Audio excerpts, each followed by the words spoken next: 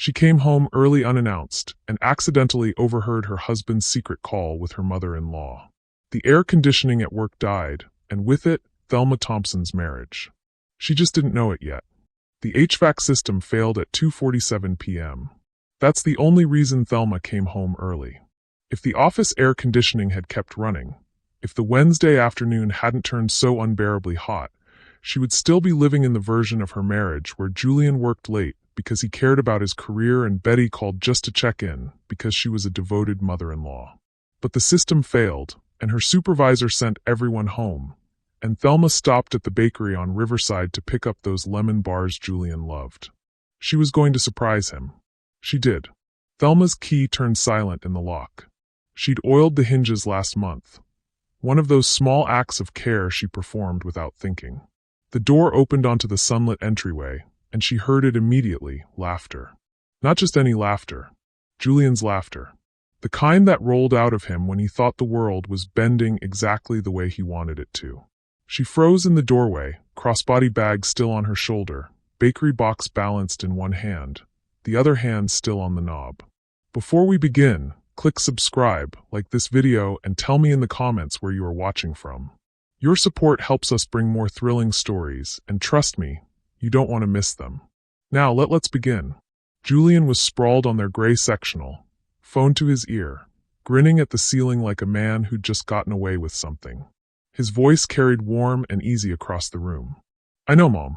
I know. Mom. Betty." On speaker. Thelma's breath caught. "Oh, baby." Betty's voice poured through the phone like honey laced with venom. "She has absolutely no idea. Friday's all set." Hannah's thrilled. Thelma's fingers tightened around the bakery box. The door was still half open behind her. She should have closed it. She should have announced herself. She should have walked in with her lemon bars and her smile and her good news about leaving work early. But she didn't move. "You're sure she bought the alibi?" Julian asked, and Thelma watched his free hand trace lazy circles in the air, a man without a single worry. "Sweetheart, I told her you were helping me scout venues for the church auction." She practically glowed. Said how lucky she was to have such a thoughtful husband. Betty's laugh was sharp and delighted. "That girl is so easy to manage.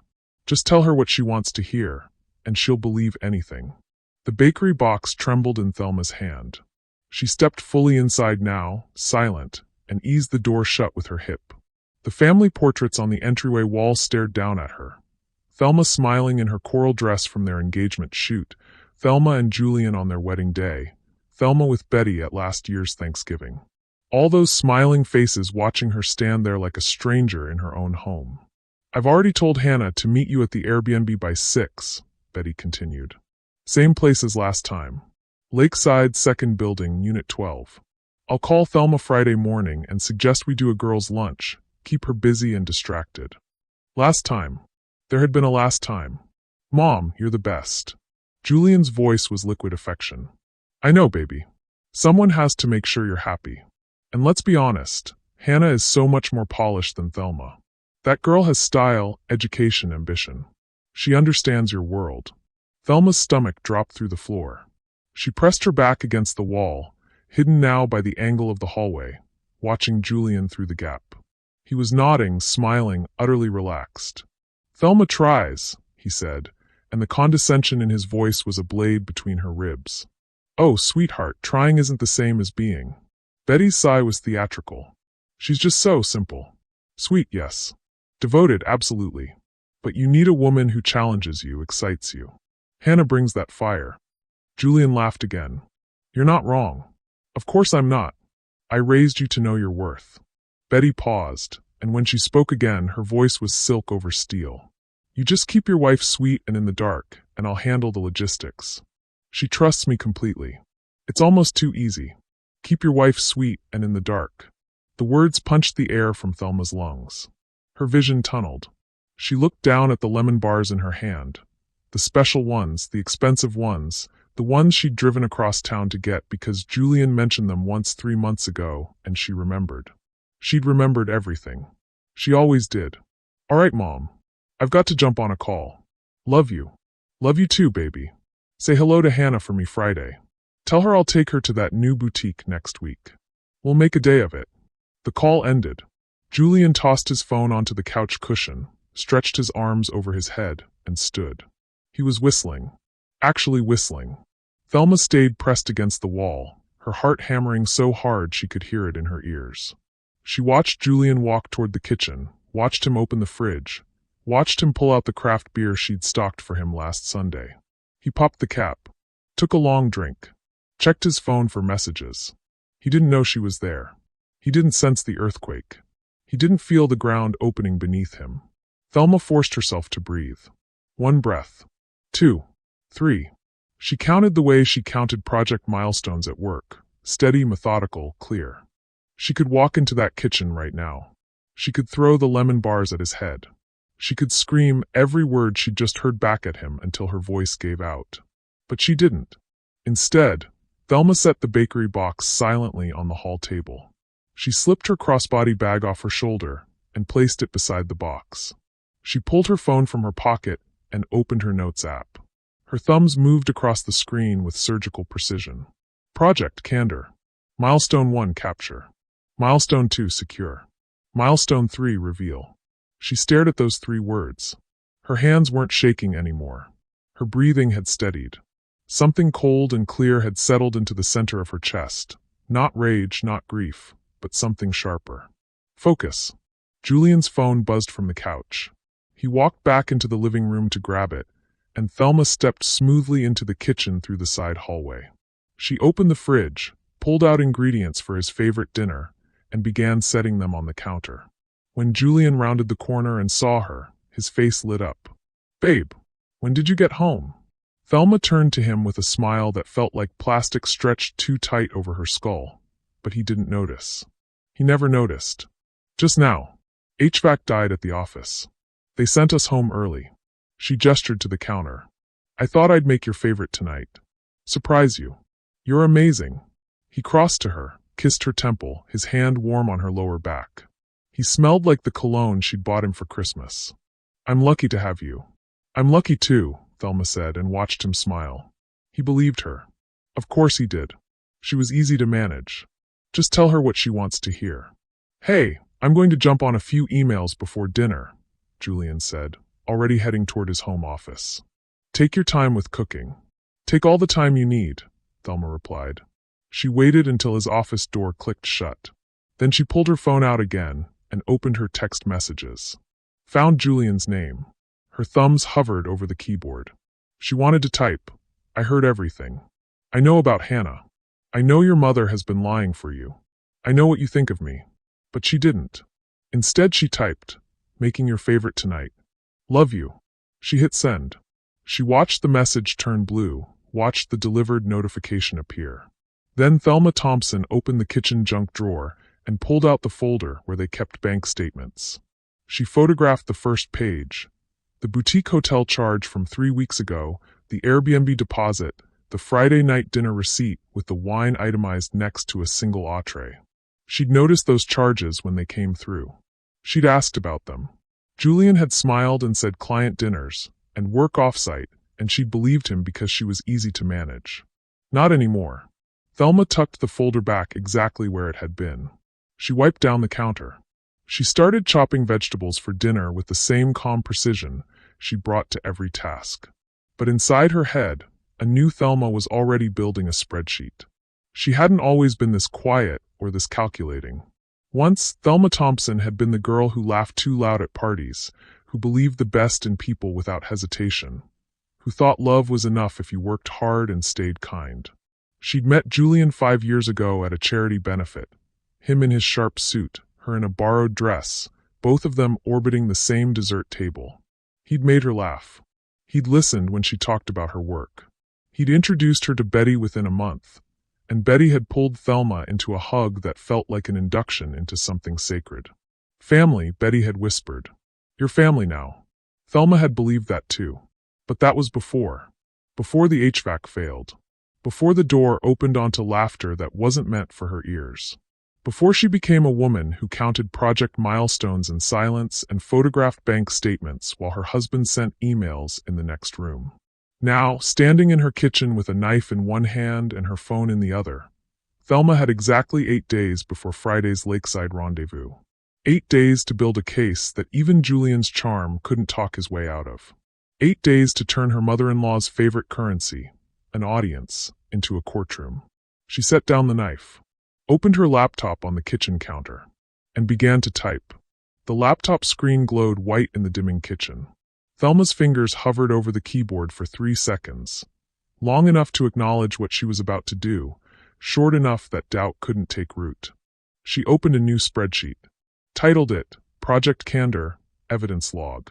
Then she created columns: date, time, source, description, file location, corroboration status. The same structure she used for work projects. The same methodology that had earned her 2 promotions in 3 years. If you couldn't measure it, you couldn't manage it. And Thelma Thompson was about to manage the dismantling of her marriage with the same precision she brought to million-dollar coordination projects. From his office, Julian's voice carried muffled through the door. Another phone call, his tone warm and persuasive. Thelma checked the time. 4:17 p.m. She pulled up their shared cell phone account and navigated to his call log. There. 3:52 p.m. 11-minute call to a number she didn't recognize. Area code 404. Atlanta, where Hannah worked, according to the business card Thelma had found in Julian's jacket pocket 2 months ago. The one she'd photographed and replaced without mentioning. She'd thought it was networking then. Professional courtesy. How convenient that Julian's professional courtesy had a 404 area code and 11-minute conversations at 4 in the afternoon. Thelma added the entry to her spreadsheet, cross-referenced it with his earlier call to Betty, and took a screenshot of the phone log. She saved it to a new folder buried 3 levels deep in her personal cloud storage. Tax documents 2019 receipts miscellaneous. No one looked in old tax folders. The chicken was marinating. The vegetables were prepped. She had maybe 20 minutes before Julian would emerge expecting dinner and normalcy, and the wife who never noticed details. 20 minutes to turn her home into a data center. Thelma moved through the kitchen to the small desk nook where they kept the household laptop. The shared one they used for streaming and online shopping and paying bills. She logged in with Julian's credentials. He'd given them to her years ago, back when sharing passwords felt like intimacy instead of ammunition. His email loaded. Thelma's stomach tightened, but her hands stayed steady. She opened his account settings and enabled message forwarding to an address she'd created 10 minutes ago. projectmanager.2024@gmail.com. Every email he received would now silently copy to her private account. She buried the forwarding rule 3 screens deep in the settings, renamed it Spam Filter Update, and checked the box to hide notifications. Next, iCloud. Julian's Apple ID was saved in the browser. Thelma logged in, navigated to settings, and enabled family sharing for messages and voice memos.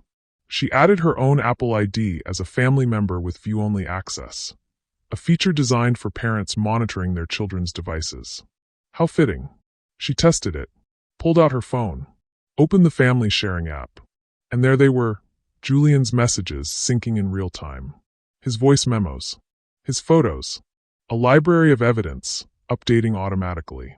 Thelma's throat tightened, but she swallowed it down. She'd grieve later. Right now, she had work to do. She scrolled through his recent messages. Most were mundane. Work threads, group chats with college friends, a conversation with his brother about fantasy football. Then she found it. Hannah Robinson Mobile. The thread went back 8 months. Thelma didn't read it all. Not yet. Not while Julian was 20 feet away and liable to walk in at any moment. But she scrolled far enough to see the pattern. Good morning texts. Late night messages. Photos that loaded with a preview of skin and champagne glasses and hotel room lighting. She took screenshots. Dozens of them. Methodical, systematic, scrolling and capturing until her camera roll was full of evidence. Then she found the voice memos. Julian used voice-to-text for work notes, a habit he'd developed after a seminar on productivity hacks. Most of the recordings were mundane. Reminders to follow up with clients, ideas for sales pitches, grocery lists he'd dictated while driving. But memo number 247, recorded last Thursday at 11:43 p.m., was different. Thelma pressed play, volume low. Julian's voice came through, slightly muffled, like he'd been lying down. Note to self. Remember to expense the Riverstone dinner. Itemize as Johnson account development. 2 entrees, wine pairing, dessert. A woman's laugh in the background. Light, musical, intimate. Julian, are you seriously doing work notes right now? The voice was young, polished, amused. Hannah. Efficiency, babe. Efficiency. Julian's laugh. Then rustling sounds. The memo cut off. Thelma played it again. Took a screen recording this time, capturing both the audio waveform and the metadata. Date, time, duration, file name. She moved to the next memo. Number 251, recorded 3 days ago. Reminder, tell Mom to use the doctor's appointment cover story for Tuesday. Thelma's been asking about my schedule. Keep it vague. Say it's a specialist, something she won't want details about. Thelma's vision went white at the edges. She saved the recording. Moved to the next one. Number 254. Yesterday, 7:15 a.m., right after Julian left for an early meeting. God, I can't wait for Friday. Lakeside, no interruptions, just us. Thanks for always making this easy, babe. Hannah's voice again in the background. Your mom's the one making it easy. Betty's the real MVP here. Julian laughed. True. I owe her. The memo ended. Thelma sat very still. The laptop screen had gone dim. She moved the mouse, and it brightened again, illuminating her face in the darkening kitchen. Betty wasn't just covering for him. She was coordinating, scheduling, actively participating in the destruction of Thelma's marriage like it was a book club she enjoyed hosting. The oven timer beeped. Thelma stood, checked the chicken, lowered the temperature. She moved through the motions automatically while her mind cataloged what she'd just learned.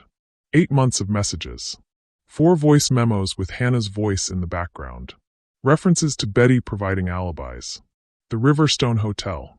Corporate expense fraud. It wasn't just an affair. It was a system. A well-oiled machine with multiple conspirators and documented patterns. Good. Systems could be exposed. Patterns could be proven. Thelma returned to the laptop and navigated to their joint bank account. She'd already photographed the statements in the junk drawer, but now she needed the full transaction history. She exported 6 months of records as a CSV file, saved it to her hidden folder, then opened it in Excel. She created filters. Sorted by merchant name. By amount. By date. There, Riverstone Suites Hotel and Spa. 4 separate charges over 3 months, each between $340 and $385. All on Friday nights. All itemized with room service, bar charges, valet parking. Thelma highlighted them in red. Lakeside Airbnb rentals. 2 charges. $890 each. Monthly billing. The description included a property ID number. She opened a private browser window and searched the property ID. The listing loaded. A luxury 2-bedroom rental with a king bed, lake views, hot tub, and glowing reviews praising its romantic seclusion and perfect anniversary getaway amenities. Thelma took screenshots. Added the listing link to her spreadsheet. She kept digging. Bellinate Ristorante. 6 charges, always on Thursday evenings. Amounts ranging from $180 to $240. The itemized receipts, which she could view through the bank's document portal, showed consistent patterns. 2 entrees, 2 desserts, wine pairings, sometimes champagne. Julian always told her Thursday was his late night at the office. Thelma printed every receipt. She used a red pen to circle the dates, the amounts, the telltale details. 2 desserts. Wine for 2. Charges that landed hours after Julian texted her. Working late, don't wait up. She stacked the printouts in a folder. Labeled it Household Expenses Review. Innocent enough if Julian stumbled across it. Damning if viewed by anyone else. Her phone buzzed. A text from her sister, Michelle. Michelle, hey sis. Lunch this weekend? I miss your face. Thelma stared at the message. She wanted to call Michelle right now, wanted to spill everything, wanted her sister's rage and solidarity and fierce protection. But not yet. Michelle couldn't keep a secret to save her life, and Thelma needed absolute operational security. No leaks. No warnings. No chance for Julian or Betty to prepare a defense. She texted back, miss you too. This weekend is packed, but soon. Promise. Love you. Then she silenced her phone and got back to work. The last thing she needed was a private investigator. Someone discreet, professional, someone who could document patterns without triggering Julian's suspicion. Thelma had never hired a PI before, had never imagined she'd need to, but she'd researched enough vendor selection processes at work to know how to do this right. She couldn't use her regular phone. Couldn't use the household computer. Couldn't leave a digital trail that connected back to her in any obvious way. Thelma grabbed her keys and purse, walked to the office door, and knocked lightly. "Hey babe," she called. "I'm running to the store. We're out of Parmesan." "Sure, no problem." Julian's voice was distracted, still focused on whatever he was doing. "Drive safe." She left through the front door, got in her car, and drove to the CVS 3 miles away. Inside, she purchased a prepaid phone with cash. No name attached, no account required. The clerk barely looked at her. Back in the car, Thelma activated the phone and searched for private investigators in the area.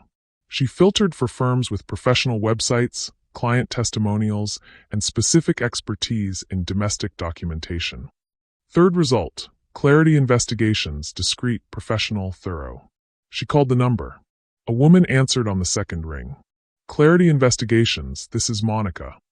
"Hi." Thelma kept her voice low even. "I need to hire someone for a domestic case.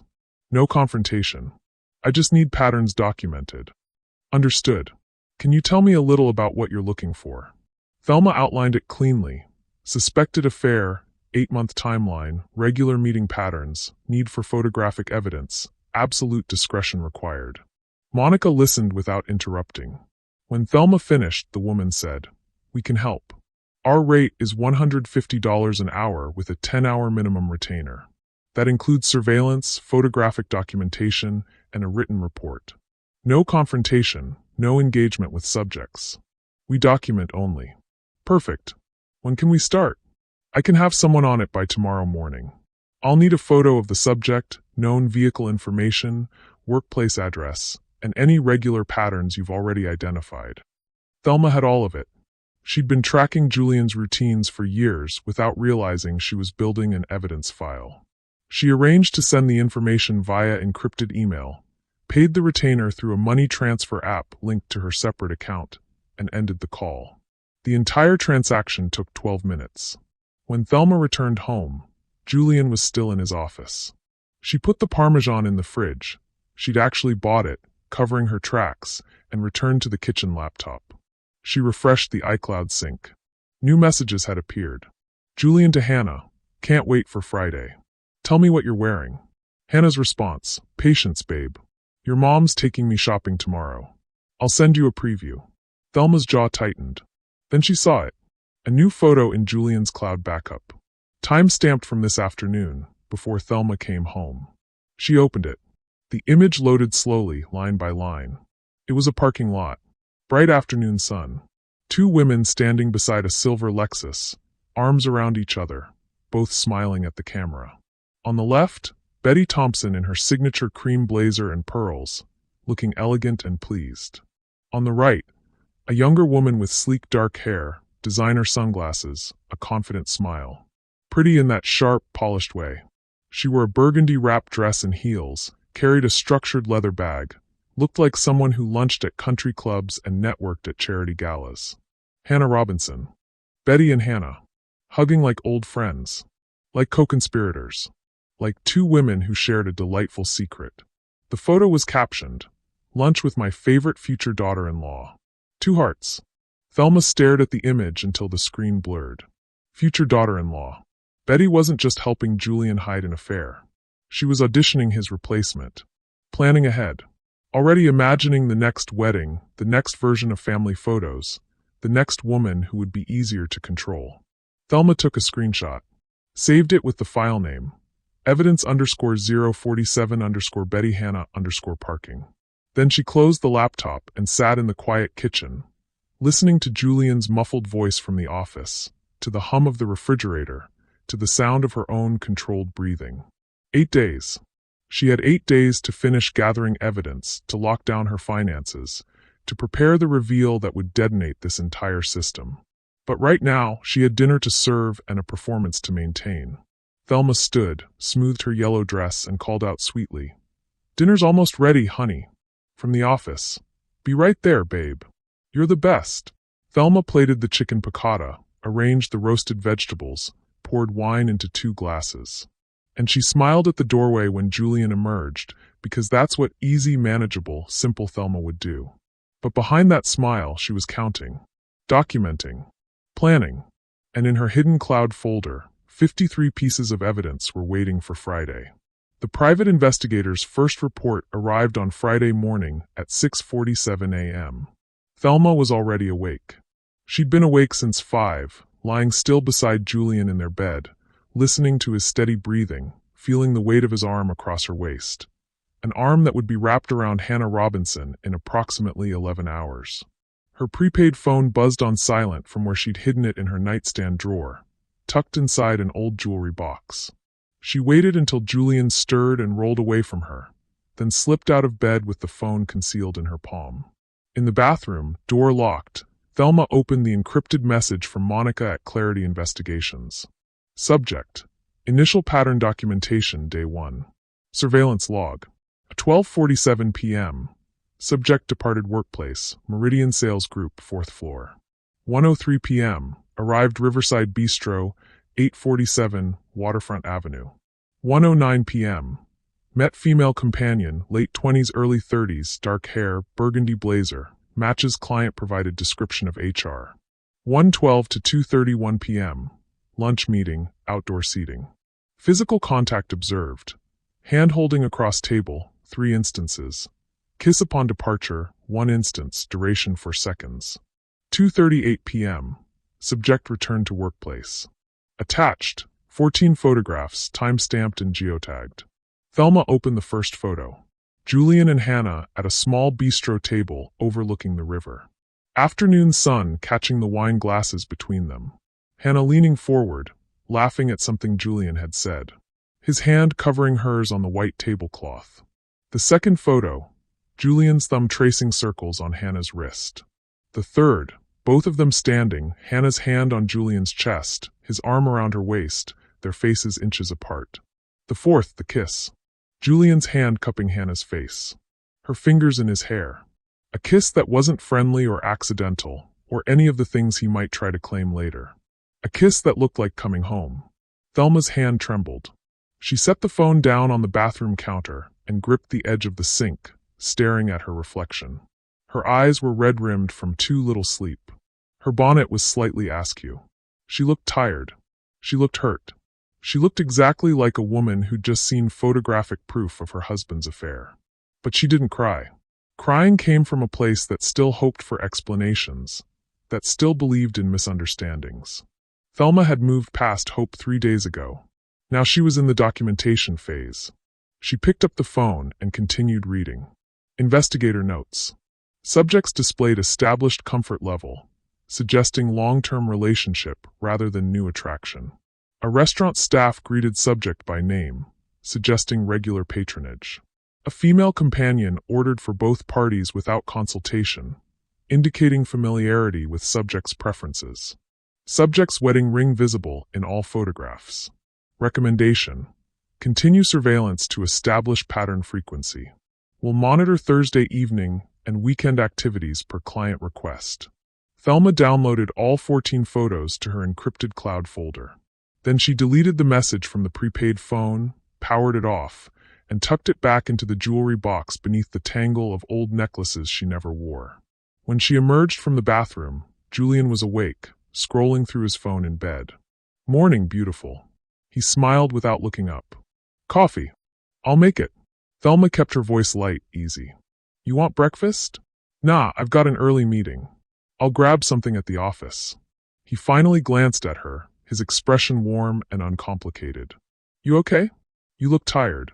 "Couldn't sleep. Work stuff on my mind." It wasn't even a lie. Her most important project was consuming every waking thought. "Well, try to relax this weekend, okay? You work too hard." Julian swung his legs out of bed and stretched. "Oh, hey, tonight's probably going to be late for me. Johnson's in town, so we're doing a whole client dinner thing. Don't wait up." Thelma's jaw tightened, but her face remained neutral. "No problem.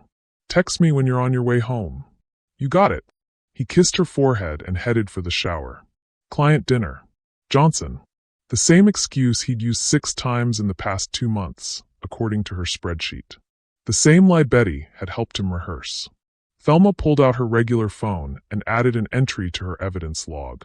Day 3, Friday a.m. Julian claims client dinner with Johnson. Expected late return. Previous pattern.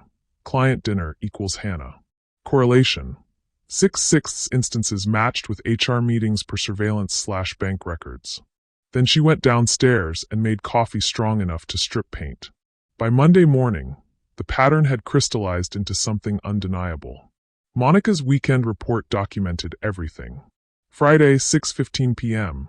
Julian arrived at Lakeside Airbnb Rentals, Building 2, Unit 12. Carried overnight bag and bottle of wine. Friday, 6:41 p.m. Hannah Robinson arrived in silver Lexus, plate documented. Carried weekend bag and shopping bag from Nordstrom. Friday, 6:43 p.m., Saturday, 11:24 a.m. Both subjects remained inside unit. Lights visible until approximately 11:30 p.m. Friday. No departure observed. Saturday, 11:26 a.m. Both subjects departed together. Subject's arm around HR's waist. Brief kiss in parking lot before entering separate vehicles. The photographs were time-stamped, geotagged, irrefutable. Julian loading bags into his car. Hannah laughing as he pulled her close. The Airbnb unit with its romantic lake views and king bed clearly visible through the window in one shot. 27 new pieces of evidence. 27 more nails. Thelma had spent that same Friday evening eating takeout alone. Texting Julian sweet messages he'd replied to between activities she refused to imagine in detail. On Saturday morning, when he'd finally come home at noon claiming the client dinner ran super late, crashed at Dave's place, she'd greeted him with a smile and fresh coffee. She'd even kissed him. Tasted nothing but lies. Now, Monday afternoon, Monica's latest report showed the pattern extending forward. Monday, 12:52 p.m. Subject departed workplace. Drove to Riverside Bistro, same location as Thursday. Met HR at 1:07 p.m. Lunch concluded 2:19 p.m. Physical contact consistent with previous observation. Pattern assessment. Subject maintains regular Monday lunch schedule with HR at Riverside Bistro. Recommend continued Thursday evening surveillance to confirm suspected weekly routine. Thelma sat in her office during her lunch break, door closed, reading the report on her personal laptop. Around her, the sounds of the workplace continued. Phones ringing, keyboards clicking, someone laughing in the break room. Normal life, continuing as if Thelma's world hadn't been dismantled and reconstructed as evidence. She opened her spreadsheet and color-coded the patterns. Mondays, Blue Riverside Bistro lunch, 1 to 2:30 p.m. Frequency, weekly. Documented instances, 3 of 3 observed. Thursdays, red gym nights. Bank records showed charges at Hannah's apartment complex parking garage. Frequency, weekly. Documented instances, pending this Thursday. Monthly, yellow offsite, meetings coinciding with Betty's quilting retreat visits. Frequency, monthly, first weekend. Documented instances, 2 confirmed via bank/PI records. Patterns. Beautiful, damning patterns. Thelma printed the spreadsheet and filed it in her locked desk drawer at home, tucked inside a folder labeled Meal Planning and Budgets. Then she made a phone call. Horizon Bank, this is Stephanie. How can I help you today? Hi, Stephanie. I'd like to open a new savings account, please. Individual account, just in my name. Thelma sat in her car in the bank parking lot, 30 minutes from her house, at a branch where no one knew her face or Julian's name. She'd left work early citing a dentist appointment. The process took 45 minutes. New account, new debit card, new online access credentials that had nothing to do with the joint accounts she shared with Julian. She transferred $15,000 from her personal savings, the emergency fund she'd been building for years, the money from her annual bonuses and careful budgeting. Her money, her work, her safety net. Is there anything else I can help you with today? Stephanie asked, her smile professionally pleasant. Yes, actually. I'd like to place a credit freeze on my accounts. All 3 bureaus, please. Stephanie's smile flickered. Of course. May I ask if there's a specific concern? Identity theft or just being cautious? Thelma kept her voice steady. Preventative measure. The credit freeze took another 20 minutes. When it was done, no one, including Julian, could open new accounts, new credit cards, new loans in her name without her explicit authorization. He couldn't trap her in debt, couldn't leverage her credit, couldn't use her financial identity as collateral for his choices. Thelma left the bank with a new debit card in her wallet and a lightness in her chest that felt almost like power. That evening, she made Julian's favorite meal again. Chicken marsala this time, with garlic mashed potatoes and roasted asparagus. She set the table with candles, poured wine, even put on the dress he'd once said made her eyes look beautiful. When he came home at 6:30, early for once, no Thursday gym excuse tonight, his face lit up. Wow, babe. What's the occasion? No occasion. Thelma smiled and handed him a glass of wine. Just felt like doing something nice. They ate dinner while Julian talked about work, about the quarterly reports, about his boss's new boat and Dave's upcoming bachelor party. Thelma listened, nodded, asked questions at the right moments. She laughed when he made jokes. She reached across the table and squeezed his hand when he complained about a difficult client. She was performing magnificence. Oscar-worthy. You're amazing, you know that? Julian said as they cleared the plates. I'm so lucky. I'm lucky too, Thelma replied, the words smooth and automatic now. He kissed her, and she tasted the marsala sauce on his lips. Smelled something underneath. New cologne, something woody and expensive that she hadn't bought him. Is that new? She asked lightly. Your cologne. Julian's expression flickered. Just for a second, barely noticeable unless you were watching for it. Oh yeah, Dave recommended it. You like it? It's nice. Thelma touched his chest, feeling the lie radiate through the fabric of his shirt. Different. Dave. Sure. Or maybe Hannah had expensive taste and Julian was adapting to please her. Thelma added it to her mental log, new cologne. Claim, Dave's recommendation. Likely, HR's preference. Later that night, after Julian fell asleep, Thelma pulled out her prepaid phone and checked Monica's update. The PI had confirmed Thursday night surveillance for this week. Subject's vehicle, Hannah's apartment building, duration, and photographic documentation.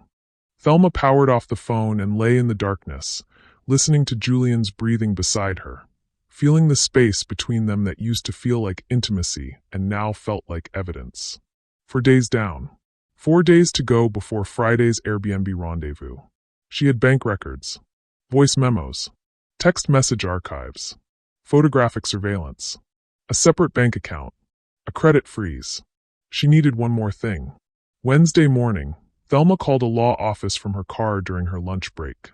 Patterson and Associates, how may I direct your call? I need to speak with a property attorney, please.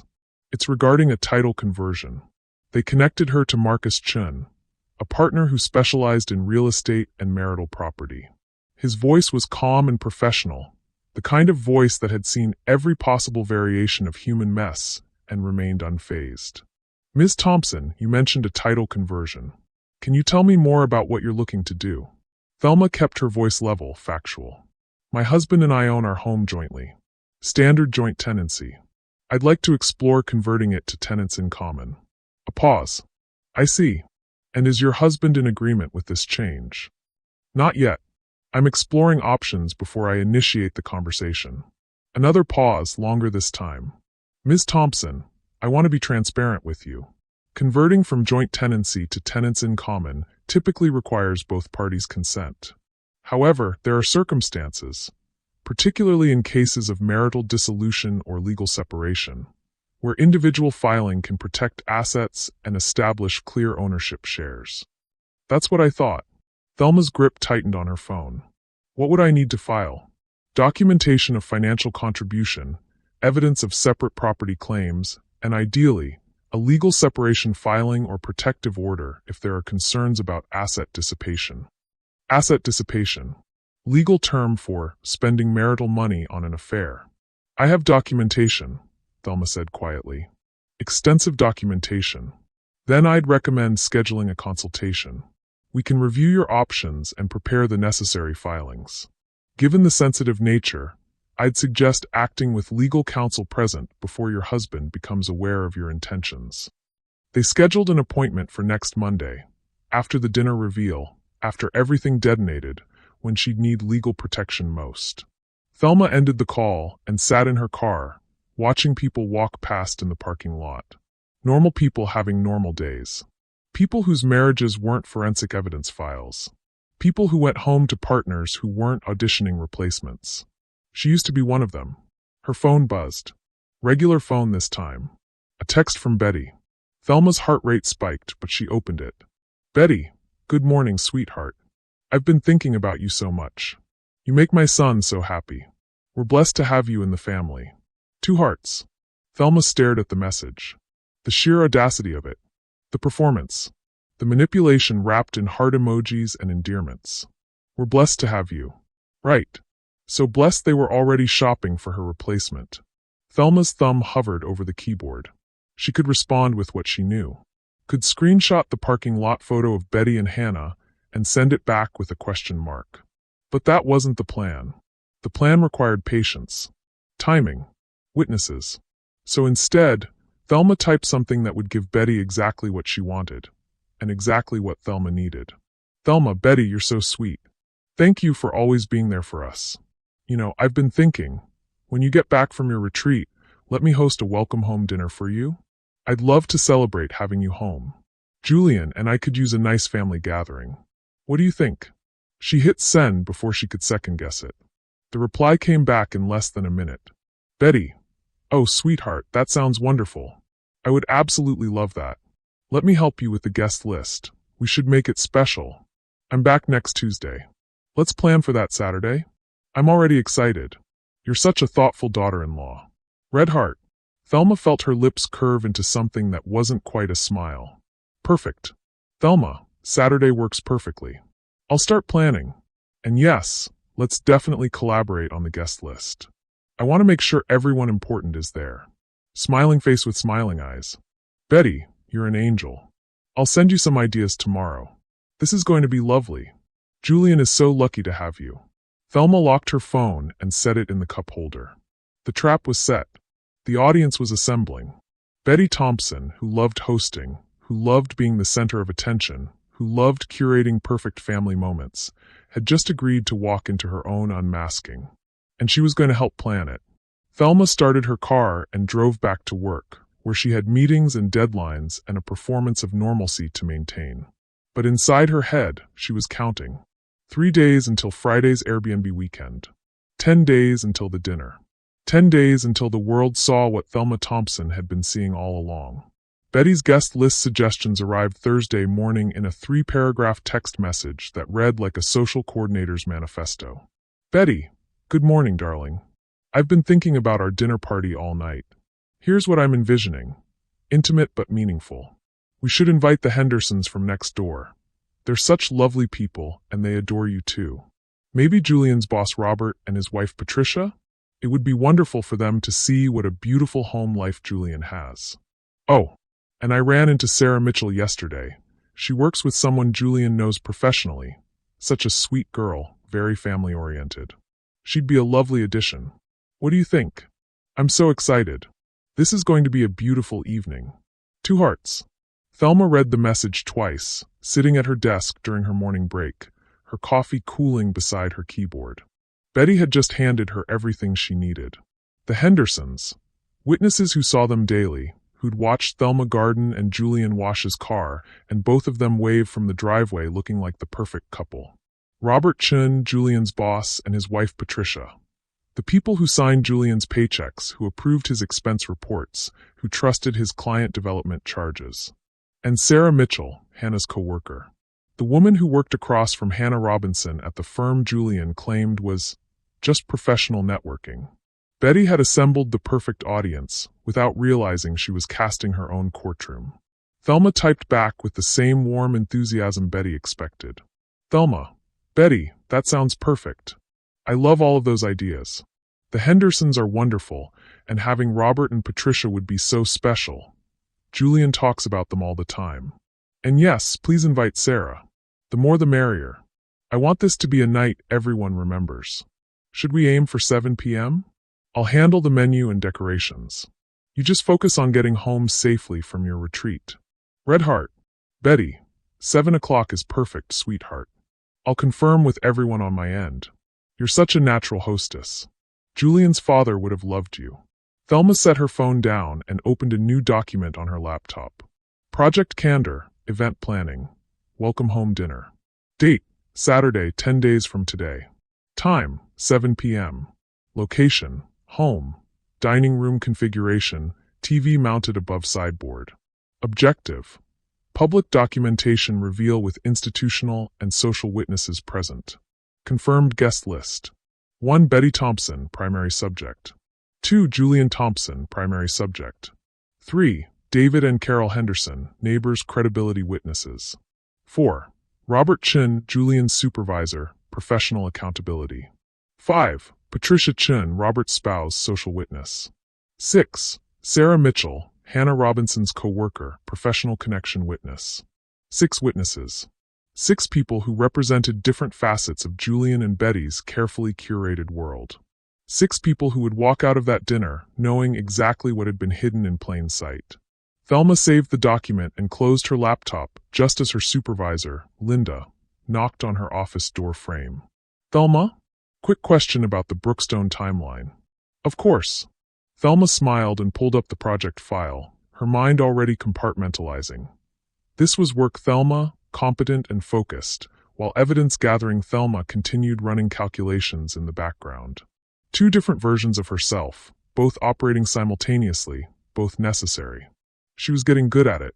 Friday evening, while Julian packed an overnight bag for what he claimed was Dave's bachelor party weekend in the mountains, Thelma sat in the home office with her laptop and began constructing the presentation. She decided on a slideshow. Clean, professional, irrefutable.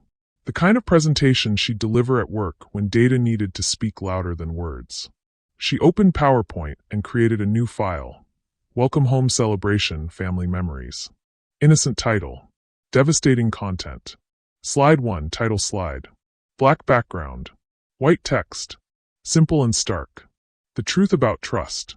No images. No decoration. Just 6 words that would stop conversation the moment they appeared on screen. Slide 2, audio evidence. A still image of a phone screen showing a contact name. Betty Thompson, mom. Embedded audio file, 43 seconds long, extracted from the call Thelma had overheard that first Wednesday afternoon. Betty's voice unmistakable and clear. Oh baby, she has absolutely no idea. Friday's all set. Hannah's thrilled. You just keep your wife sweet and in the dark, and I'll handle the logistics. She trusts me completely. It's almost too easy. Thelma listened to it once to verify the audio quality, then muted her laptop. She didn't need to hear it again. Those words were burned into her memory with perfect clarity. Slide 3, Pattern Mondays. A map showing 2 locations connected by a red line. Meridian Sales Group and Riverside Bistro. Beneath the map, 3 photographs arranged in a grid. Julian and Hannah at the bistro table, hands touching. Julian and Hannah standing close, her hand on his chest. Julian and Hannah kissing in the parking lot. Text overlay. Every Monday, 1 p.m. 8 months of working lunches. Slide 4, Pattern Thursdays. Bank statement excerpt showing recurring parking garage charges at the Madison Apartments, Hannah's address. PI surveillance photo. Julian's car in the parking garage, timestamp 7:43 p.m. on a Thursday. Text overlay. Every Thursday. Gym night. Slide 5, Pattern Monthly. Lakeside Airbnb listing screenshot showing the romantic 2-bedroom unit with lake views and king bed. Bank statement showing 2 charges, $890 each, dated first weekend of the month. PI photos. Julian arriving with overnight bag and wine. Hannah arriving 40 minutes later. Both departing together Saturday morning, Julian's arm around her waist. Text overlay. First weekend of every month. While Betty visits. Slide 6, the expenses. A spreadsheet excerpt showing highlighted charges in red. Riverstone Suites Hotel, $385 x 4. Bella Notte Ristorante, $180 to $240 x 6. A Lakeside Airbnb, $890 x 2. Nordstrom Gifts, $340, $275, $198. Total at bottom, bold and undeniable. $5,847 of marital funds. Spent on an affair. Slide 7. Corporate ethics violation. A split screen. Left side, Julian's expense report claiming Johnson account development dinner, $285. Right side, restaurant receipt showing the same date, same amount, itemized with 2 entrees, 2 desserts, wine pairing for 2. Text overlay. Fraudulent expense reports. Misuse of corporate funds. Undisclosed relationship with competing firm representative. Slide 8. The note. A photograph of Julian's handwritten note from last week, the one he'd left on the kitchen counter. We need more fun. Let's do a weekend away? J. Text overlay. Written the morning after Airbnb weekend number 6. The irony would land like a bomb. Julian asking for more fun while actively having it elsewhere. Slide 9. The co-conspirator. The parking lot photo of Betty and Hannah hugging, both smiling, clearly comfortable with each other. Betty's text caption visible. Lunch with my favorite future daughter-in-law. 2 hearts. Text overlay. Not a betrayal. A conspiracy. Slide 10. Final slide. A photo Thelma had taken that morning. Her reflection in the bathroom mirror, dressed in her yellow dress, brown crossbody bag on her shoulder. Her expression calm, direct, resolved. Single line of text below. I noticed. Thelma saved the presentation with automatic backup enabled. Then she created 3 copies. One on a USB drive, one in her encrypted cloud storage, one on the prepaid phone's microSD card. No single point of failure. No way for the evidence to disappear. She set the slideshow to auto-advance every 30 seconds, disabled manual controls, and added a password lock, so it couldn't be stopped once started without the laptop password. When it played, it would play completely. The presentation took 2 hours to build. When Thelma finally closed the laptop, her hands were steady, but her chest felt tight. This was it. The weapon she'd been forging. The truth, curated and undeniable. From upstairs, she heard Julian's footsteps, heard him zip his overnight bag. Heard him call down cheerfully, "Babe? I'm heading out. Love you. Love you too. Have fun." Thelma called back, her voice bright and easy. The front door closed. His car started. He drove away to spend the weekend at the lakeside Airbnb with Hannah Robinson, while his mother covered with alibis and his wife prepared his reckoning. Thelma poured herself a glass of wine and sat in the quiet house, surrounded by the family photos that would soon mean nothing, thinking about audiences and evidence and the difference between being loved and being managed. Monday morning, Thelma sat in Marcus Chen's law office for her property consultation. The office was sleek and professional, glass walls, modern furniture, framed degrees that spoke of competence and discretion. Marcus was in his 40s, composed and sharp-eyed, the kind of attorney who'd seen every variation of marital dissolution and maintained professional neutrality through all of it. "Ms. Thompson." He gestured to the chair across from his desk. "Thank you for coming in. You mentioned on the phone that you have extensive documentation regarding asset dissipation." "I do." Thelma set her folder on the desk between them. Inside, printed bank statements with highlighted charges, expense report discrepancies, the Airbnb booking confirmations, the spreadsheet showing $5,847 in marital waste. Marcus reviewed the documents in silence, his expression unchanged. When he finished, he set the folder down and folded his hands. "This is thorough. Very thorough." He met her eyes.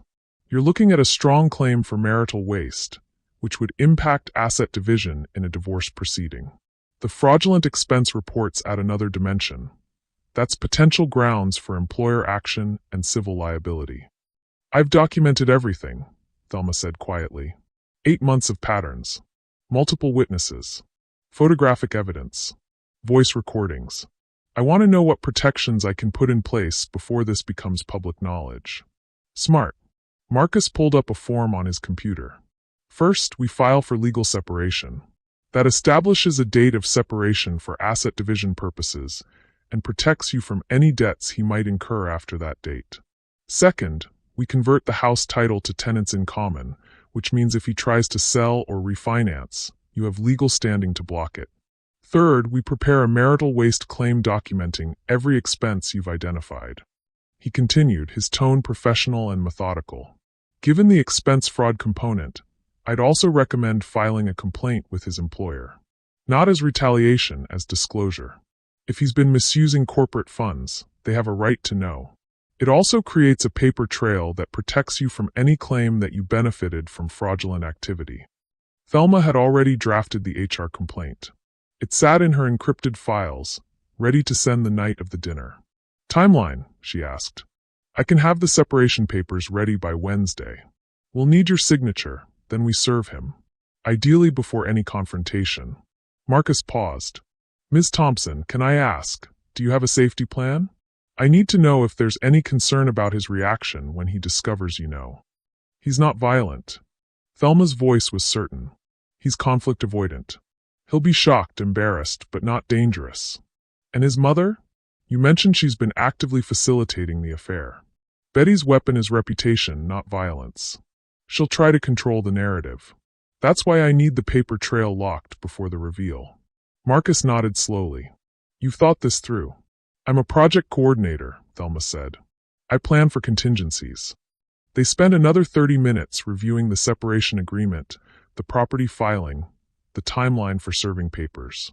When Thelma left the office, she had a folder of documents that would be filed Thursday morning, 2 days before the dinner party, early enough to establish legal protection, but late enough that Julian wouldn't have time to mount a defense. Perfect timing.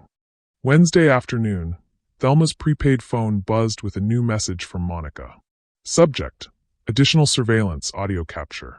Note: during Monday observation, subjects Julian T. and Betty T. met at Betty's residence.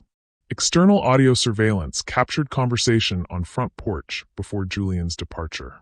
Client requested all documentation, attaching audio file per protocol. Warning: content may be distressing. Thelma was in her car in the work parking lot, on her lunch break. She plugged in earbuds, opened the audio file, and pressed play. Julian's voice came through first, muffled but clear. Just don't want Thelma getting suspicious. She's been asking more questions lately. Sweetheart, Thelma doesn't suspect anything. Betty's voice, that familiar velvet over steel tone. She's too trusting. Too grateful to have you. I know, but listen to me. Betty's voice sharpened. You keep doing exactly what you've been doing. Be sweet, be attentive, give her just enough attention that she feels secure. I'll handle the logistics for Friday. Tell Thelma you're helping me with estate paperwork. She's going to want to come with me. Then tell her I specifically asked for just you. Mother-son time. She won't push back, she never does. A pause. And Julian, when you meet Hannah Friday, park 2 blocks away from the restaurant before you switch to her car. Thelma never notices details, but let's not get careless. Park 2 blocks away. Got it. Good boy.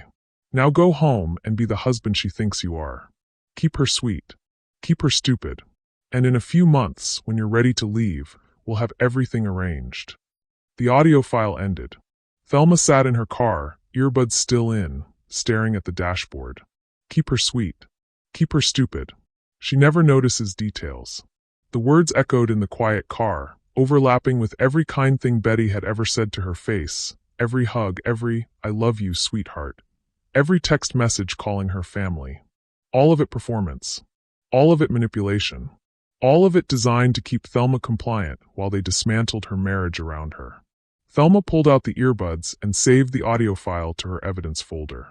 Then she opened her slideshow presentation and created a new slide, Slide 2.5, to play right after Betty's first audio clip. Slide 2.5, the coaching. Black screen with white text, 3 days ago. Then Betty's voice, the new recording. Park 2 blocks away. Thelma never notices details. Keep her sweet. Keep her stupid. Thelma saved the updated presentation. 73 pieces of evidence now. 73 moments of truth that would play in front of neighbors and bosses and co-workers, while Betty sat beneath the family portrait she'd once posed for, smiling like she belonged there. 3 more days until the separation papers were filed. 6 more days until the dinner party. 6 more days until Betty Thompson learned exactly what Thelma noticed. Thelma started her car and drove back to work, where she had a 2 p.m. meeting about the Brookstone project timeline. She'd present her status update with charts and data points and professional competence. And no one in that conference room would know that she was simultaneously orchestrating the most important presentation of her life. One that would detonate this Saturday at 7 p.m. in her dining room. With witnesses. With evidence.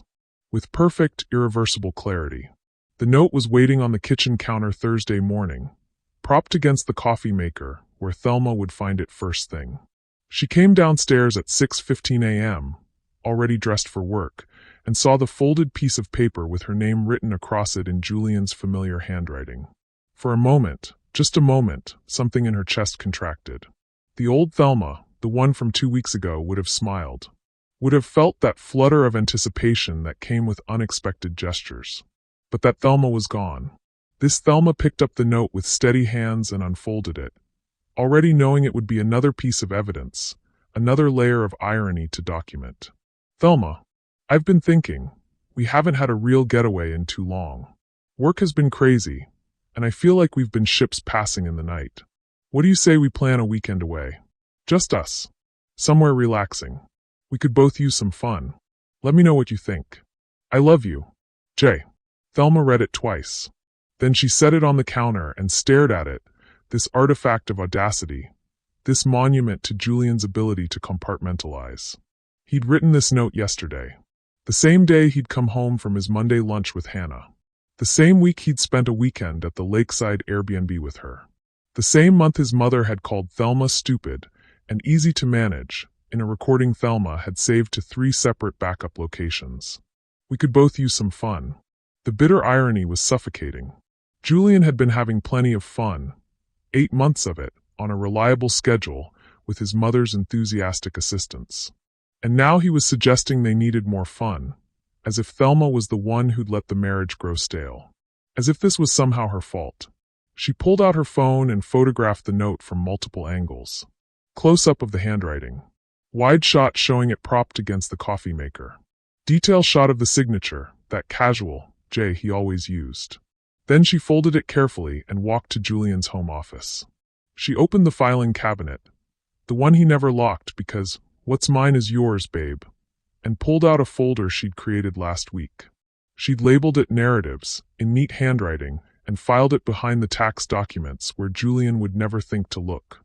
Inside were 3 other items. A Valentine's card from last February where Julian had written, "You're my forever." A text message screenshot from March where he'd promised, "I'll never let you down." An email from April where he'd suggested they start trying for a baby, because I can't imagine my future without you in it. All lies. All performances. All narratives he'd constructed to keep her compliant. Thelma added the weekend away, note to the collection, and returned the folder to the cabinet. Then she went upstairs to where Julian was still sleeping, slipped back into bed beside him, and waited for his alarm to go off. When it did, she rolled toward him with a sleepy smile. "Morning," she murmured. "Morning, beautiful." Julian stretched and reached for his phone. "Did you see my note?" "I did." Thelma kept her voice soft, grateful. "That's so sweet of you. A weekend away sounds perfect." His face lit up. "Yeah, you're not too busy with work. Never too busy for us." She touched his cheek, felt the lies radiating through his skin. "We could go in a few weeks, after things settle down. Maybe that bed and breakfast you mentioned last year." "Perfect. I'll start looking at dates." Julian kissed her forehead and got out of bed. "You're the best, you know that?" "I know," Thelma said quietly. He disappeared into the bathroom, and Thelma lay in bed staring at the ceiling, thinking about the slideshow presentation that now had one more devastating slide. Julian's note about needing more fun, displayed right after photos of him kissing Hannah in parking lots and holding her hand across restaurant tables. The note would be slide 8. Right before the parking lot photo of Betty hugging Hannah. Right before Thelma's mirror selfie saying, "I noticed." A punchline written by a ghost. Friday afternoon, while Julian was at work, Thelma transformed their dining room into a technical operations center. She'd called in sick to work, a migraine, she'd told Linda, which wasn't entirely a lie. Her head did ache, though it had nothing to do with illness and everything to do with sustained stress and calculated rage. The TV mounted on the wall above the sideboard was 3 years old, a 55-inch Samsung they'd bought together for movie nights. Thelma had always thought it was too big for the space. Now she was grateful for its size. Everyone in the room would see every detail. She connected her laptop to the TV using an HDMI cable, then tested the connection. The PowerPoint title slide appeared on the screen, crisp and clear. The truth about trust. Thelma opened the presentation settings and configured the critical details. Autoplay enabled. Advanced slides. Automatically after 30 seconds. Loop continuously disabled. Allow manual advance disabled. Exit on complete disabled. She tested it. Hit play. The presentation began, slides advancing on their own, audio playing automatically. She tried to skip forward. The controls were locked. She tried to exit. The laptop required a password to close the program. Good. Once it started, it would run until someone physically powered off the laptop or unplugged it from the wall. And Thelma would be standing between the laptop and anyone who tried. Next, the backup system. She'd purchased a Chromecast device 3 days ago, had hidden it behind the TV where no one would notice the small disc connected to the HDMI port. She set it up on a guest Wi-Fi network she'd created specifically for this purpose, named it something innocuous, home_guest_2, and tested casting from her phone. The presentation appeared on screen instantly. If somehow the laptop failed, if Julian managed to shut it down, if any technical glitch threatened the reveal, Thelma could restart the entire presentation from her phone with 3 taps. The Chromecast was her insurance policy, her redundancy plan, her guarantee that the truth would be told no matter what. She tested both systems twice more. Laptop to TV. Phone to Chromecast. Both flawless. Both unstoppable once initiated. Thelma stood in the dining room, looking at the TV that would soon display her husband's betrayal to an audience of witnesses, and felt something settle in her chest. Not peace, she was too far from peace for that, but certainty. Absolute certainty that she'd built something airtight. Her phone buzzed. A text from Betty. Betty, sweetheart. I'm finalizing the seating chart. I'm thinking. You and Julian at the ends of the table, me in the middle where I can see everyone. I'll put you beneath the big family portrait, the one from your wedding. It'll be so beautiful. And I found the most gorgeous centerpieces. This dinner is going to be perfect. 2 hearts. Thelma read the message twice, then laughed. Actually laughed, a sound that came out brittle and sharp in the empty room. Betty was planning to sit in the middle, the center of attention, the matriarch presiding over her perfect family gathering. She was going to put Thelma beneath the wedding portrait, the photo of Thelma smiling in her dress, looking young and hopeful and in love. The same portrait that would bear witness as Thelma dismantled the family Betty had worked so hard to curate. Thelma, that sounds beautiful, Betty. I love the idea of the wedding portrait. Very meaningful. And yes, you should absolutely be in the center. You're the guest of honor. I can't wait. Just 2 more days. Smiling face with smiling eyes. Betty, you're such a treasure, Thelma. Julian is blessed. We all are. See you Saturday, sweetheart. Red heart. Thelma locked her phone and returned to the dining room setup. She positioned the laptop on the sideboard, angled so she could access it easily, but guests wouldn't notice it immediately. She ran the power cord behind the sideboard and plugged it into an outlet, then placed a decorative vase in front of the cord to disguise it. She tested the remote, one of those universal remotes that came with the TV, and confirmed that she could start the presentation with a single button press from anywhere in the room. Then she hid the Chromecast remote in the kitchen drawer where she kept serving spoons, somewhere she could access it quickly if needed. 2 systems. 2 backups. 0 margin for error. Saturday morning, Thelma sat in the home office and opened her email. She drafted the HR complaint 4 days ago, had revised it 3 times, had consulted with Marcus Chun about the language to ensure it was factual, professional, and legally sound. Now it sat in her drafts folder, ready to send. To robert.chun@meridiansales.com, hr@meridiansales.com. CC, compliance@meridiansales.com. Subject, documentation. Policy concerns and undisclosed relationship. Dear Mr. Chun and Human Resources, I am writing to bring to your attention several matters concerning expense report accuracy and undisclosed professional relationships that may constitute policy violations under Meridian Sales Group's Code of Conduct. Over the past 8 months, I have documented a pattern of expense reports that appear to misrepresent personal expenses as business-related charges. Specifically, the email continued with clinical precision. Line items, dates, amounts, restaurant receipts showing client development dinners that occurred with Hannah Robinson, a representative from Crossbridge Financial, a firm that sits across from one of Julian's key accounts, representing a potential conflict of interest.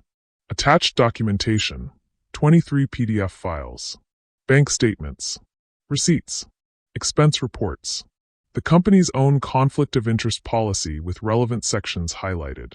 No emotion, no accusations of affair. Just facts, documented meticulously, presented professionally. The email ended with a single paragraph. I understand this information may be concerning. I want to emphasize that I am bringing this forward as a matter of institutional integrity, not personal grievance.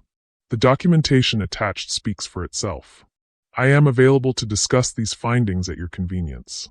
Respectfully, Thelma Thompson. Thelma read it one more time.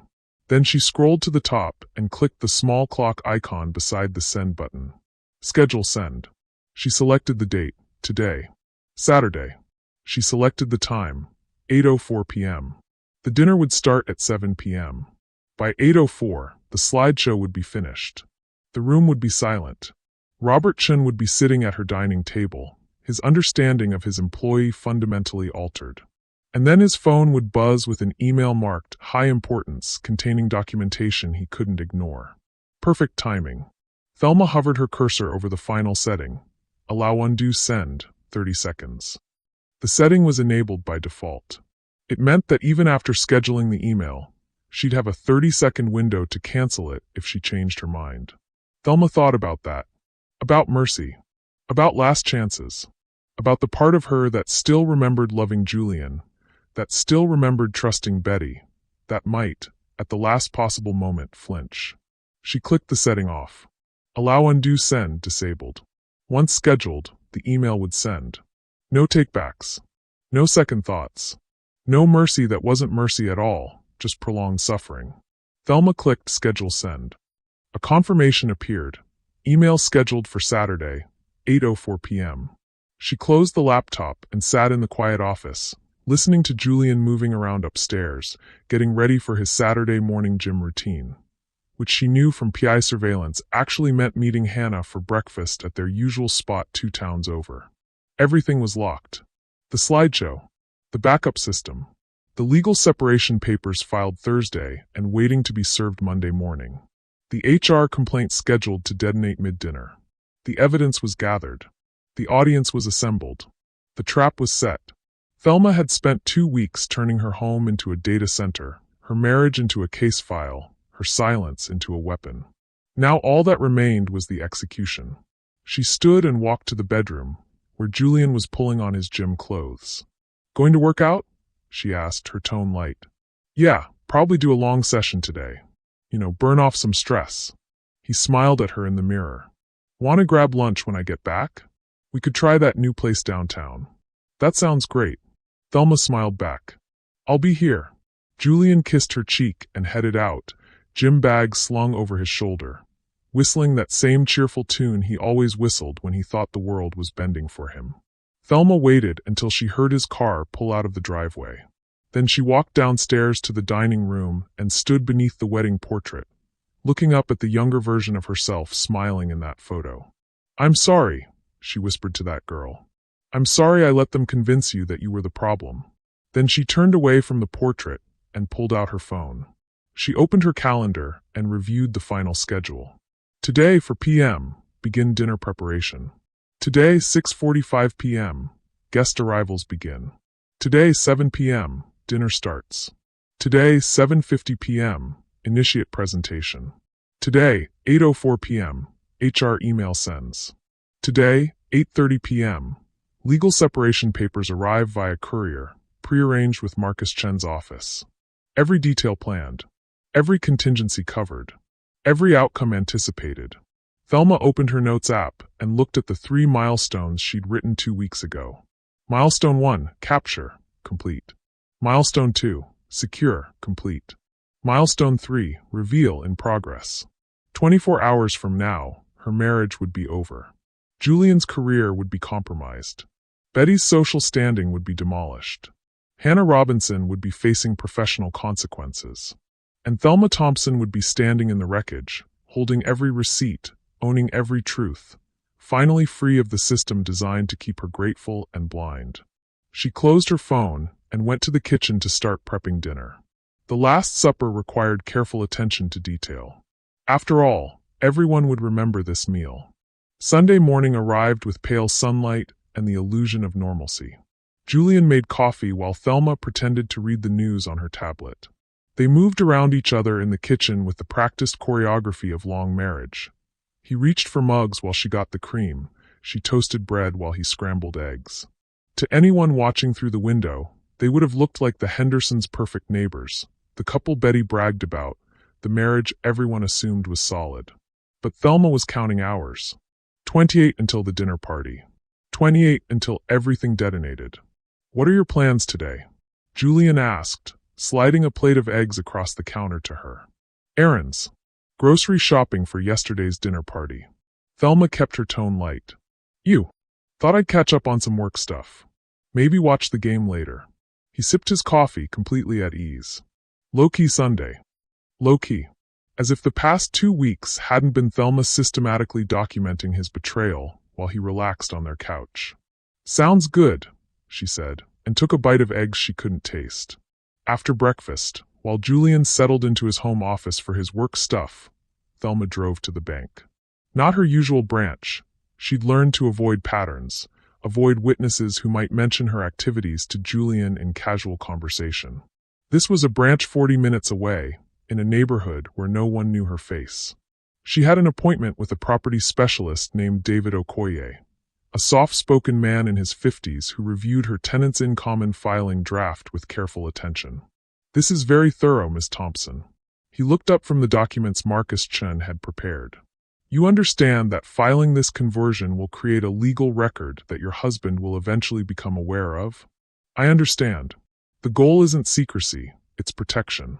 Thelma kept her hands folded in her lap, steady. "I need to ensure that marital assets can't be liquidated or leveraged without my consent. And your attorney has confirmed this is the right approach." "Yes. We're filing for legal separation tomorrow morning. The tenants in common conversion protects my equity stake in the property during asset division." David nodded slowly. "Then let's finalize this." It took 90 minutes. Signatures. Notarization. Filing fees paid from Thelma's separate account. When it was done, she had copies of everything.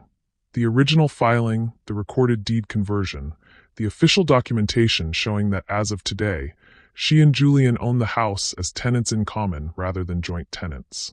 Which meant Julian could no longer sell the house without her signature, could no longer refinance without her consent, could no longer use their home as collateral for whatever financial decisions he might make in panic after yesterday's revelation. The house was locked. "You'll receive confirmation from the county recorder's office within 10 business days," David said, handing her the folder. "Is there anything else you need today?" "Yes, actually." Thelma pulled out a second form. "I need to change my direct deposit information." She'd brought her employment documents, her pay stubs, the account information for her separate savings account at Horizon Bank. David helped her complete the direct deposit change form. Effective immediately, her paychecks would no longer flow into the joint account she shared with Julian. Her income, her account, her control. When she left the bank, the folder tucked securely in her bag, Thelma sat in her car for a long moment, staring at the dashboard. 2 weeks ago, she'd been a wife who shared everything: bank accounts, passwords, a house, a future. Now she was a woman who'd carved out separate financial territory, who'd protected her assets, who'd drawn legal boundaries around what was hers. It felt like pulling teeth. It felt like survival. She started the car and drove home, where Julian was exactly where she'd left him, working on his laptop, completely unaware that his wife had just made it impossible for him to use their home as leverage. Monday afternoon, Thelma sat in her office during lunch break, door closed, spreadsheet open on her laptop beside a series of documents from Monica at Clarity Investigations. The PI had sent her final comprehensive report that morning. 2 weeks of surveillance compiled into a 47-page document with timestamps, locations, photographic evidence, and pattern analysis. But the attachment Thelma was focused on now was the expense report cross-reference. Monica had obtained copies of Julian's submitted expense reports through a professional contact. Not entirely legal, but Thelma had stopped caring about technicalities around day 3 of her evidence gathering. What mattered was the data. Thursday, September 14th. Expense report entry. Client dinner, Johnson Account Development, $240. Credit card charge, Bellinate Ristorante, $243.67. PI surveillance log. Subject met HR at Bellinate, 7:15 p.m. to 9:40 p.m. Physical intimacy observed. Friday, October 6th. Expense report entry. Off-site meeting, travel per diem, $175. Bank charge, Lakeside Airbnb, $890, split into per diem claims over 5 reports. PI surveillance log. Subject and HR spent weekend at Lakeside property. Monday, October 23rd. Expense report entry. Business lunch, Crossbridge Financial Consultation, $85. Credit card charge, Riverside Bistro, $87.40. PI surveillance log. Subject and HR regular Monday meeting. Observed hand-holding, intimate conversation. Thelma built a comparison table in her spreadsheet, color-coding the discrepancies. Every client dinner, that was actually a date. Every business lunch, that involved kissing in parking lots. Every off-site meeting, that involved sharing a bed with someone who wasn't his wife. $3,247 in fraudulent expense claims over 6 months. She exported the comparison table as a PDF and added it to the HR complaint attachment folder. Now the email scheduled for 8:04 p.m. tomorrow night wouldn't just document an affair. It would document systematic fraud with timestamps, photographic evidence, and financial proof. Corporate policy violation. Ethics breach. Potential grounds for termination. Robert Chin would have no choice but to act. Thelma saved everything, backed it up to 3 locations, and closed her laptop. She had 17 hours until the dinner party. Her phone rang. Michelle, her sister. Thelma stared at the name on the screen for 3 rings before answering. Hey, Shell. Finally. I've been trying to reach you for days. Michelle's voice was warm, concerned. Are you okay? You've been so distant lately. I'm fine. Just busy with work. Thelma kept her voice steady, but something in her chest tightened. That's what you always say when you're not fine. Michelle's tone shifted, sharpening with the protective instinct of an older sister. What's going on? Is it Julian? Is he being an ass about something? Thelma closed her eyes. She wanted to tell Michelle everything. Wanted to download 2 weeks of betrayal and evidence gathering and cold strategic planning onto someone who would understand, who would rage on her behalf, who would tell her she was doing the right thing. But Michelle couldn't keep secrets. Michelle would call their mother. Their mother would try to intervene, would want to mediate, would tell Thelma to think about this carefully, and don't do anything rash. None of them would understand that Thelma had already thought about it. Carefully. For 2 weeks straight. Julian's fine. We're fine. The lie tasted metallic. I'm just stressed about a big work project. You know how it gets. Thelma. Michelle's voice softened. You can talk to me. Whatever it is. I know. Thelma's throat tightened. I know I can. And I will. Soon. I need to get through this week first, okay? Can you trust me on that? A long pause. Then, okay. But I'm holding you to soon. And if you need anything, you call me. Day or night. I will. I promise. I love you, sis. Love you too. Thelma ended the call and sat very still in her office chair, staring at the closed door. For a moment, just a moment, doubt crept in. Not about what Julian had done. Not about Betty's betrayal. But about what Thelma was about to do tomorrow night. The public reveal. The witnesses. The scorched earth approach. Was she being vindictive? Was she letting rage drive her instead of reason? She thought about the alternative. A private confrontation. Couples therapy. A quiet divorce negotiated behind closed doors, where Julian's reputation stayed intact and Betty never faced consequences, and Hannah Robinson moved on to someone else's husband with a lesson learned about being more discreet. She thought about the voice memos. Keep her sweet. Keep her stupid. She thought about Betty's text. My favorite future daughter-in-law. She thought about 8 months of lying. 8 months of being managed. 8 months of being the easiest person in the room to fool. No, they didn't get privacy. They didn't get discretion. They'd made this a conspiracy, a coordinated effort with alibis and scheduling and shopping trips. They'd turned Thelma's trust into a joke they laughed about on speakerphone. They'd get exactly what they'd built, a public reckoning. Thelma opened her laptop again and reviewed the slideshow presentation one more time. Every slide, every timestamp, every piece of evidence that would play tomorrow night while 6 witnesses watched. She didn't change a thing. Tuesday morning, the day of the dinner party, Thelma woke at 5:30 a.m. with her heart already racing. Julian was still asleep beside her, one arm thrown across the pillow, his breathing deep and even. Peaceful.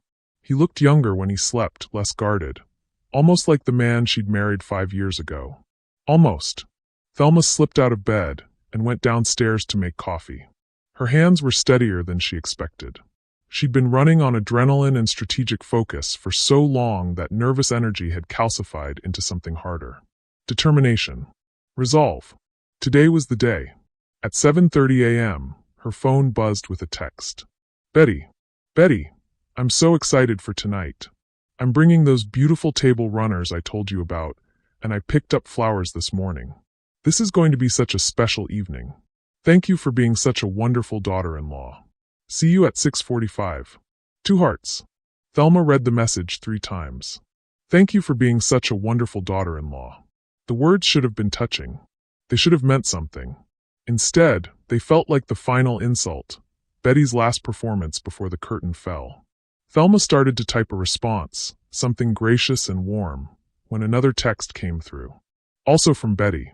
Betty, remember to use the tax thing if she asks. Thelma froze, coffee cup halfway to her lips. The text had clearly been meant for Julian.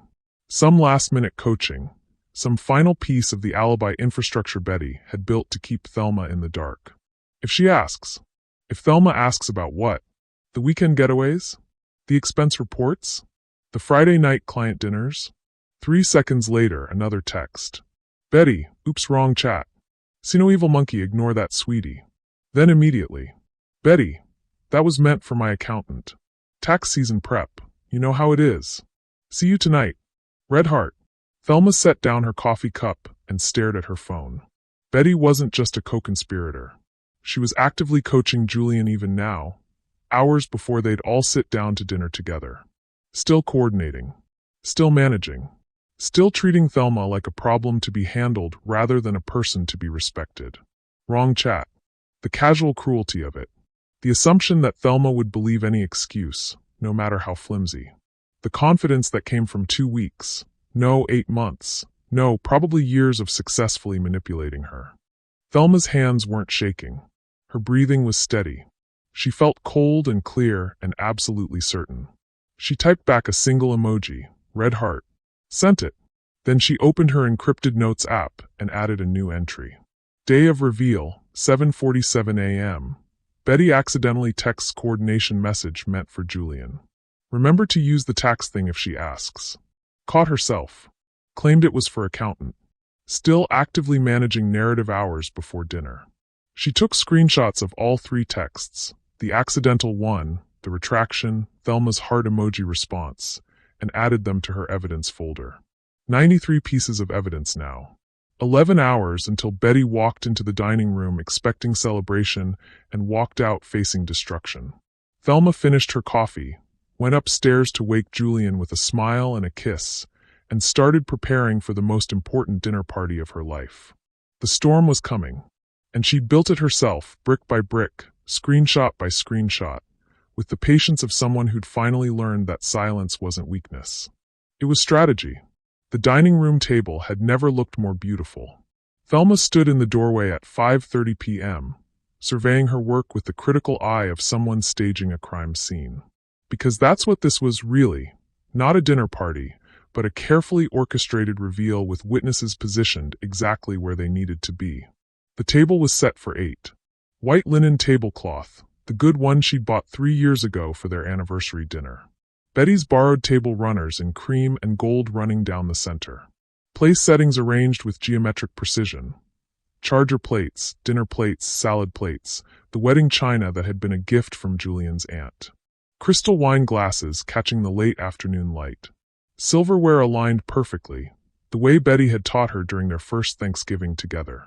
Always make it look effortless, Betty had said. Even when you've worked for hours. Thelma had worked for hours. But not to look effortless. She'd worked to look perfect. Perfect enough that no one would suspect what was coming until it was too late to look away. The centerpiece was a low arrangement of white roses and eucalyptus that wouldn't block sight lines.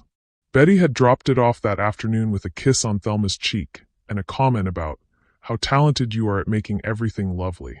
Thelma had smiled and thanked her and watched Betty drive away, completely unaware that the flowers she'd chosen would frame her own unmasking. Above the head of the table, Betty's seat, naturally the place of honor, hung the family portrait. The large one, the formal shot from Thelma and Julian's wedding reception. Thelma in her dress, Julian in his tuxedo, Betty between them with her hands on both their shoulders. All three of them smiling like they'd found something precious. The portrait had hung there for 3 years. Tonight would be its last night on that wall. Thelma moved to the sideboard where the TV sat mounted on the wall, large and dark and waiting. She'd polished the screen that morning, cleaned away every fingerprint and dust particle. The laptop sat on the sideboard below it, closed and innocent-looking, plugged into the wall with the power cord hidden behind a decorative vase. She checked the HDMI cable for the 3rd time that day, connected securely to both laptop and TV, taped along the back of the sideboard where dinner guests wouldn't notice it. The backup Chromecast was still nestled behind the TV, invisible unless someone specifically looked for it. 2 systems. 2 ways to ensure the truth played out exactly as planned. Thelma picked up the universal remote and tested it one more time. The TV powered on, glowing blue. She navigated to the HDMI input. The laptop's desktop appeared on the screen, the PowerPoint file ready, the first slide loaded. The truth about trust. She powered the TV off again and set the remote on the sideboard, positioning it where she could reach it easily, but guests wouldn't see it immediately among the serving dishes. Everything was ready. The stage was set. The audience would arrive in 90 minutes. Thelma walked to the kitchen and checked on dinner. Herb roasted chicken, garlic mashed potatoes, roasted vegetables with balsamic glaze, fresh rolls warming in the oven. The food Julian's boss would compliment. The food the Hendersons would remember. The food Betty would praise as evidence of Thelma's wifely competence. The last supper of her marriage, prepared with the same attention to detail she'd given to everything else. Behind her, she heard Julian's footsteps on the stairs. She turned as he entered the kitchen, already dressed for the evening in dark slacks and a crisp button-down shirt. He looked good. He always looked good. That had never been the problem. Wow, babe. Something smells amazing. He crossed to her and wrapped his arms around her waist from behind, resting his chin on her shoulder. You've been working so hard on this. Betty's going to be thrilled. I hope so. Thelma kept her voice light, easy. I want everything to be perfect. It will be. It always is when you're in charge. Julian kissed her temple and released her, moving to the fridge to grab a beer. What time are people getting here? 6:45.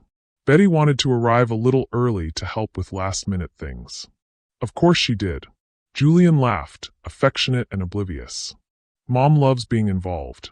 Mom loves being in control, Thelma thought, but she smiled and said, she does. It's sweet. Julian leaned against the counter, watching her work.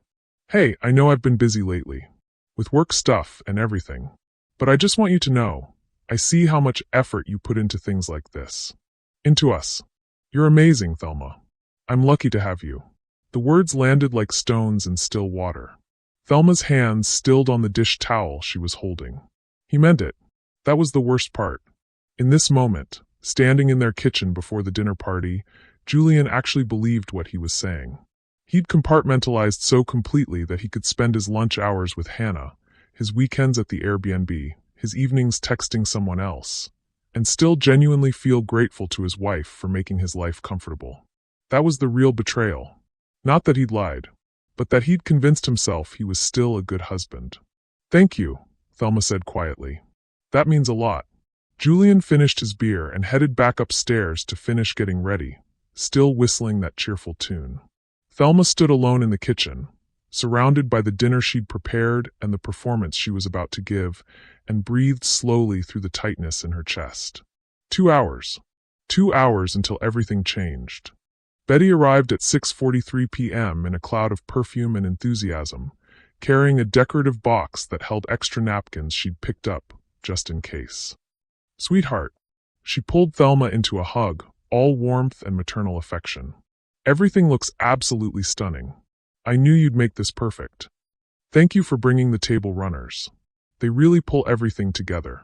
Thelma returned the hug, feeling the performance of it, the layers of deception pressed between them like flowers in a book. Betty stepped into the dining room and gasped with genuine delight. "Oh, Thelma, this is beautiful. Just beautiful. And you put me beneath the family portrait. I'm going to cry. You're the guest of honor. It's only right."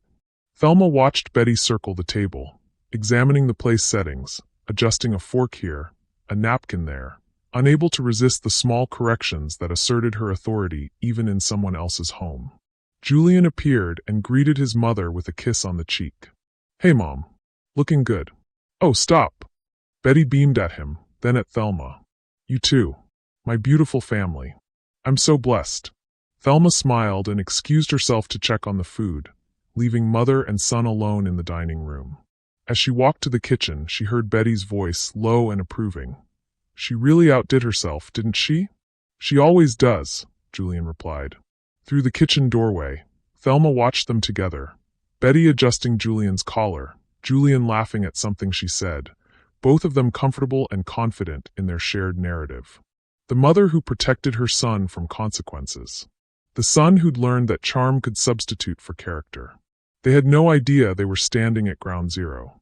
The Hendersons arrived at 6:52 p.m., David and Carol, mid-60s, friendly in that practiced way of neighbors who'd lived on the same street for 20 years.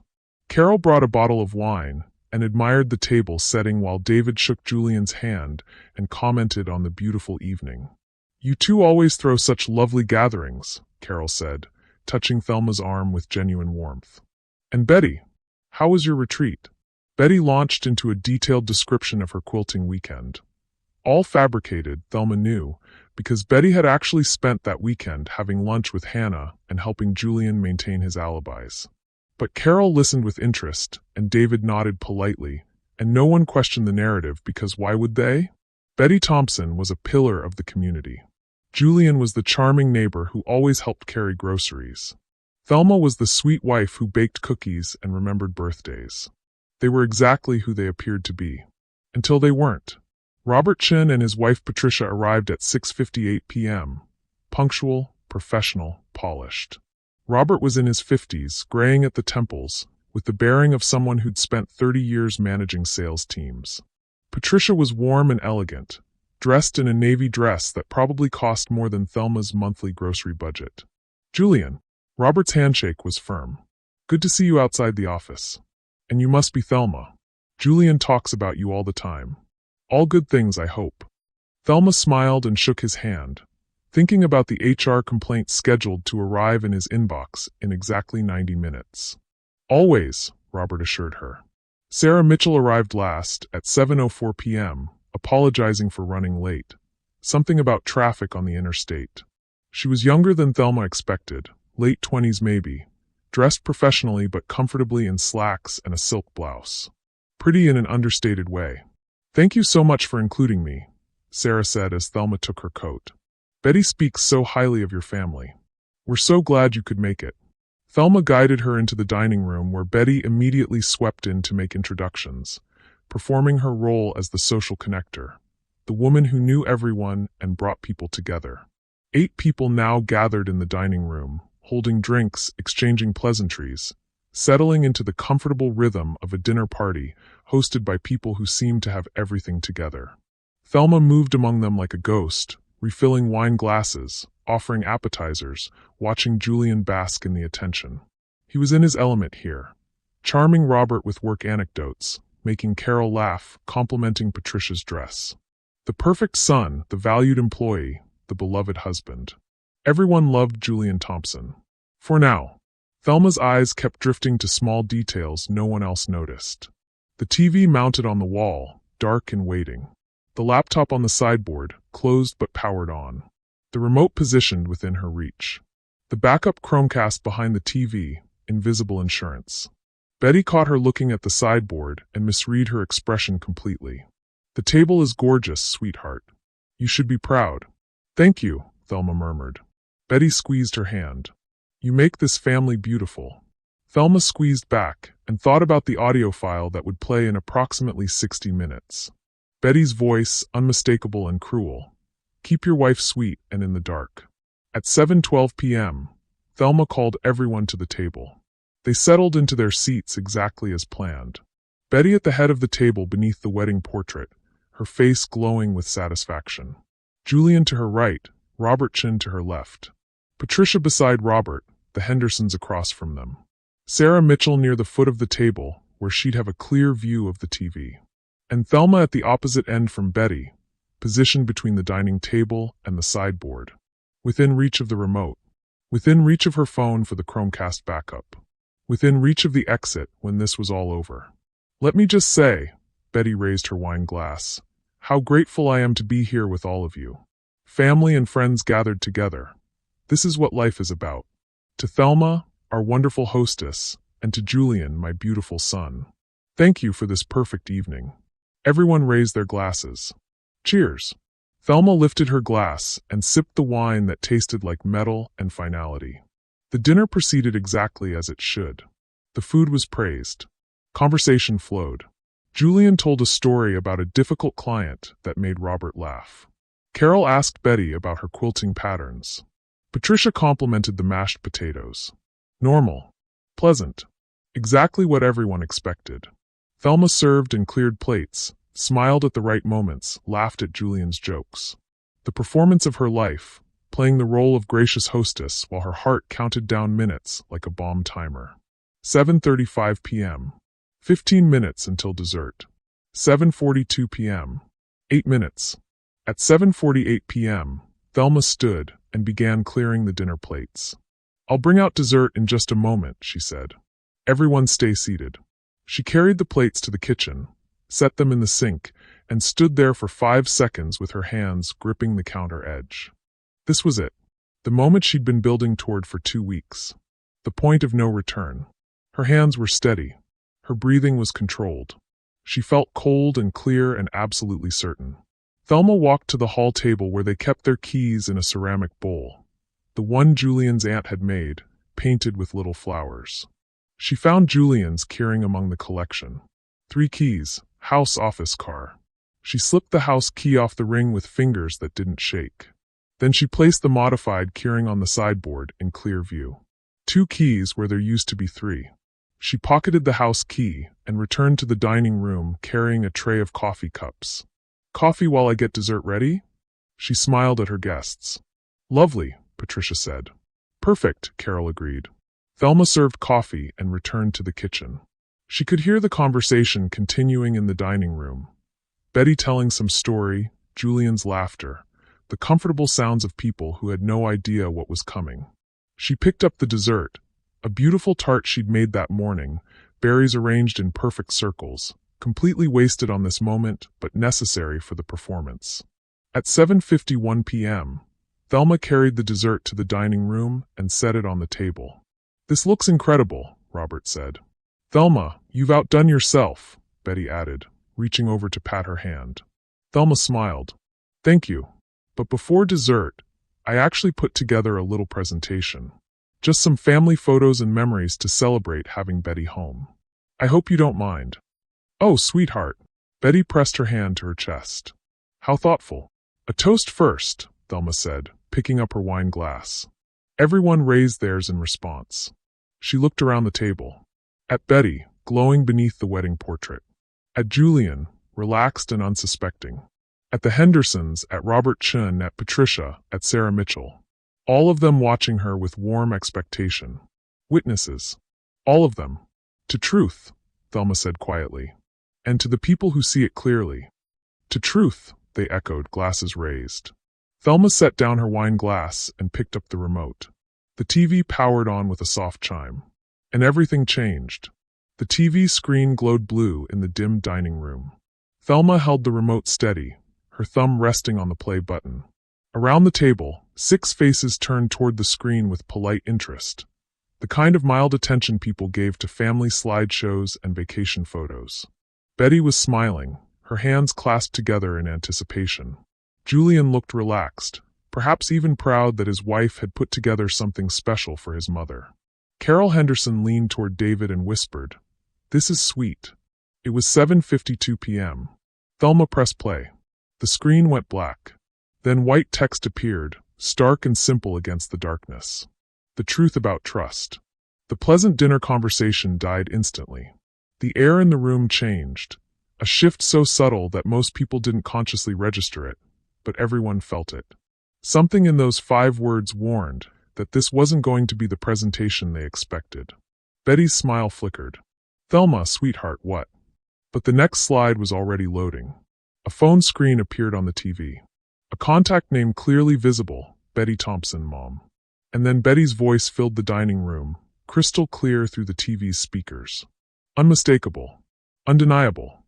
"Oh, baby, she has absolutely no idea. Friday's all set." Hannah's thrilled.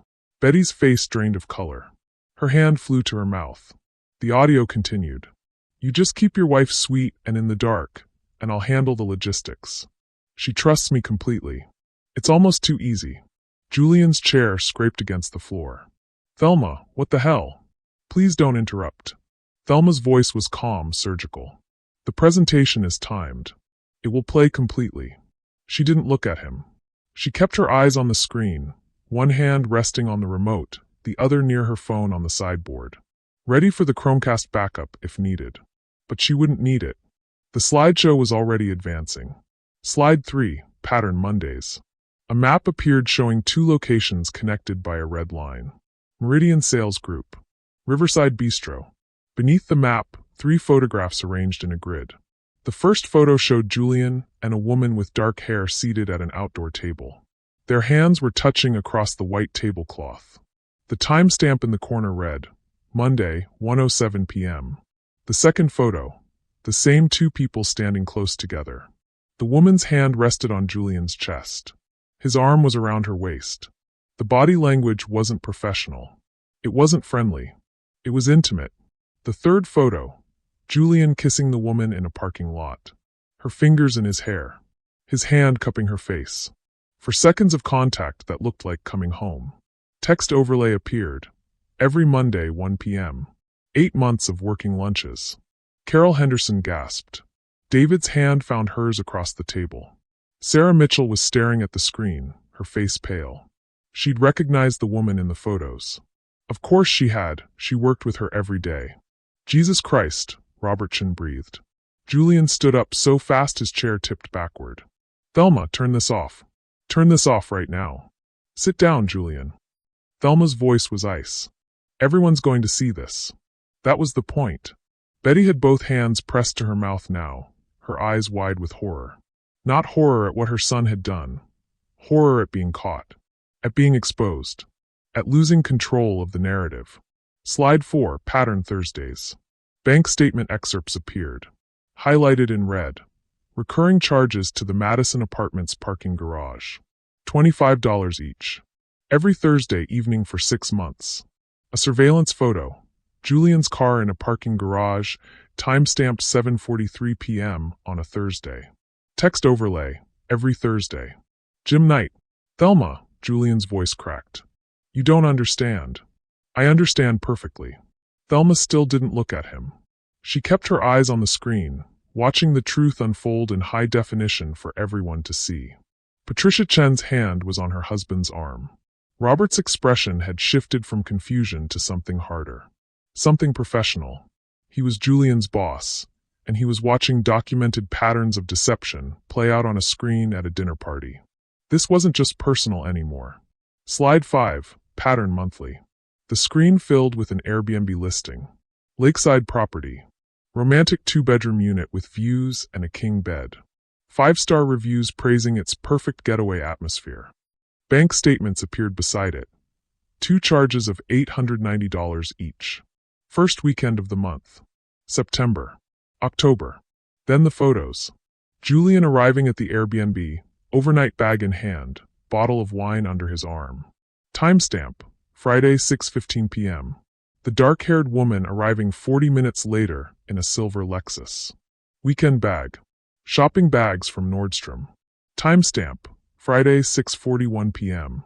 Both of them departing together Saturday morning. Julian's arm around her waist. Her head on his shoulder. Both smiling like people who'd just spent a weekend doing exactly what the romantic Airbnb was designed for. Text overlay. First weekend of every month. While Betty visits. "Oh my God," Carol whispered. Betty stood up, her hands shaking. "Thelma, please. Sit down, Betty." Thelma's voice could have cut glass. "You wanted to be at the head of the table. You wanted to be the center of attention. So sit down and watch." For the first time in the 5 years Thelma had known her, Betty Thompson did what she was told without argument. Slide 6, The expenses. A spreadsheet appeared. Line items in meticulous detail. Riverstone Suites Hotel, $385 x 4. Bella Notte Ristorante, $180 to $240 x 6. A Lakeside Airbnb, $890 x 2. Nordstrom Gifts, $340, $275, $198. The total at the bottom, bold and undeniable, $5,847 of marital funds. Spent on an affair. Julian's face was red now, his hands clenched into fists. "You had no right to." "I had every right." Thelma finally looked at him. "It's my money too. The money I earned while you were spending it on someone else." Slide 7, Corporate Ethics Violation. Split screen. Left side, an expense report. The header clearly showed Meridian Sales Group's logo. The line item read, Johnson Account Development Dinner, $285. Right side, a restaurant receipt from the same date. Same total, but itemized below. 2 entrees, 2 desserts, wine pairing for 2, champagne split. Text overlay, fraudulent expense reports. Misuse of corporate funds. Undisclosed relationship with competing firm representative. Robert Chin leaned forward, his eyes narrowing as he read the screen. His phone was already in his hand. Julian saw him reaching for it. "Robert, I can explain." "Don't." Robert's voice was flat. "Don't say anything else right now." Slide 8, the note. A photograph filled the screen. Handwritten on notebook paper, the writing unmistakably Julian's. "Thelma, I've been thinking. We haven't had a real getaway in too long. Work has been crazy, and I feel like we've been ships passing in the night. What do you say we plan a weekend away? Just us. Somewhere relaxing. We could both use some fun. Let me know what you think. I love you. Jay." Text overlay appeared. Written the morning after Airbnb weekend number 6. The room was completely silent. The note's irony was devastating, Julian asking for more fun while actively having it elsewhere. Suggesting they needed couple time while maintaining a parallel relationship with another woman. Carol's hand was over her mouth. David was shaking his head slowly. Sarah Mitchell looked like she might be sick. Slide 9, The Co-Conspirator. A new photo loaded. Parking lot. Bright afternoon sun. 2 women with their arms around each other, both smiling at the camera. On the left, Betty Thompson in her cream blazer and pearls. On the right, the dark-haired woman from all the other photos. Hannah Robinson. The caption beneath was visible. Lunch with my favorite future daughter-in-law. 2 hearts. Text overlay, not a betrayal. A conspiracy. Betty made a sound, something between a gasp and a sob. Her hands were trembling so violently she had to clasp them together in her lap. "You were helping him," Carol Henderson said, her voice filled with disbelief. "Betty, you were actively helping him." Betty couldn't speak. She just sat there beneath the wedding portrait, the image of the perfect family, while the evidence of her complicity played on the screen above her head. Slide 10, the coaching. Black screen. White text, 3 days ago. Then audio played. Betty's voice again, this time from the recording Monica had captured on Betty's front porch. Parked 2 blocks away. Thelma never notices details. Keep her sweet. Keep her stupid. The words hit like a physical blow. Carol flinched. Patricia's face hardened. Even David, mild-mannered David who never spoke badly about anyone, was staring at Betty with open disgust. Julian had gone very still. His face was ashen.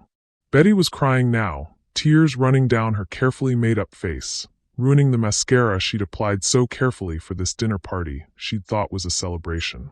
Slide 11, final slide. The screen changed one last time. A photograph of Thelma.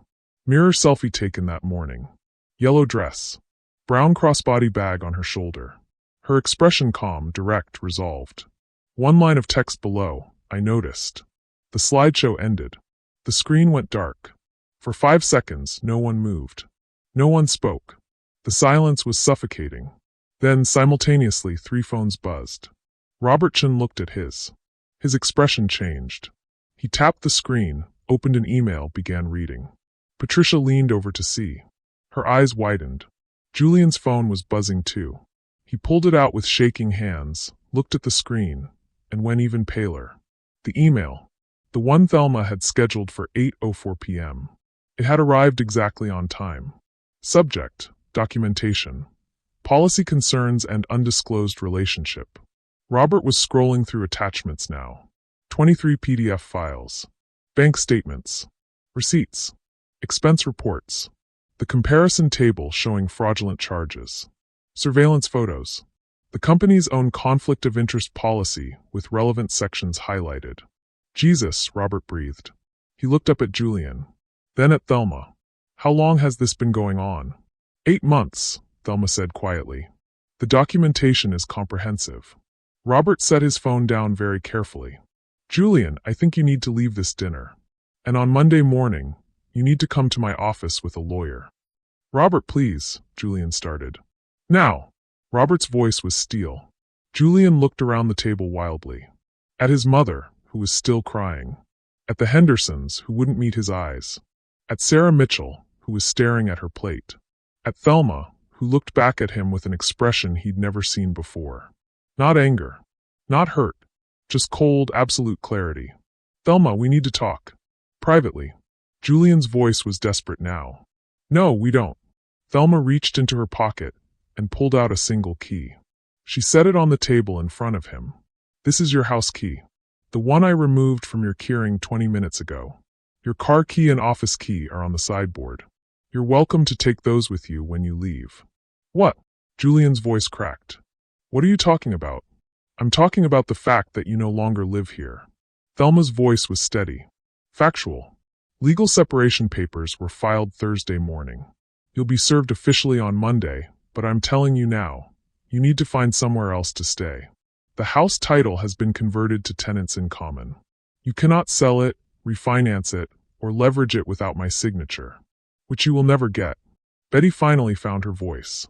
Sweetheart, please, we can talk about this. We can fix this. Thelma turned to look at her mother-in-law, the woman who'd called her family, the woman who'd hugged her and praised her and welcomed her while simultaneously coaching her son on how to keep his wife sweet and stupid.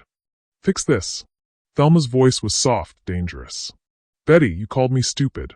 You called me easy to manage. You helped your son hide an affair for 8 months while I brought you flowers and called you mom. She paused, letting the words land. You told him to keep me in the dark. You coordinated alibis. You met with his mistress and called her your future daughter-in-law while I was still married to your son. Thelma took a step closer to Betty's chair. You thought I never noticed details. Another step. You thought I was too trusting, too grateful, too simple. Thelma stopped directly beside Betty's chair. Looked down at her. Let the moment stretch until everyone in the room was holding their breath. I noticed, Thelma said quietly. I noticed everything. Betty's face crumpled. She reached for Thelma's hand. I'm so sorry. Thelma stepped back, away from the touch. You're not sorry you did it. You're sorry you got caught. There's a difference. She turned back to the table. To the witnesses who'd seen everything. To the neighbors who'd thought they knew this family. To the boss who'd trusted his employee. To the co-worker who'd had lunch with Hannah Robinson and never suspected what was really happening. "I want to thank you all for coming tonight," Thelma said, her voice carrying clear and steady through the silent room. "I know this isn't the dinner party you expected, but I needed witnesses. I needed people to see the truth before it could be managed or explained away or turned into a story where I was the problem." She looked at Julian, who was still standing frozen by his chair. "You should leave now," she said. "Take your keys. Find somewhere to stay. We're done." "Thelma," Julian's voice broke. "Please. Can we just talk?" "No." The word was final. Absolute.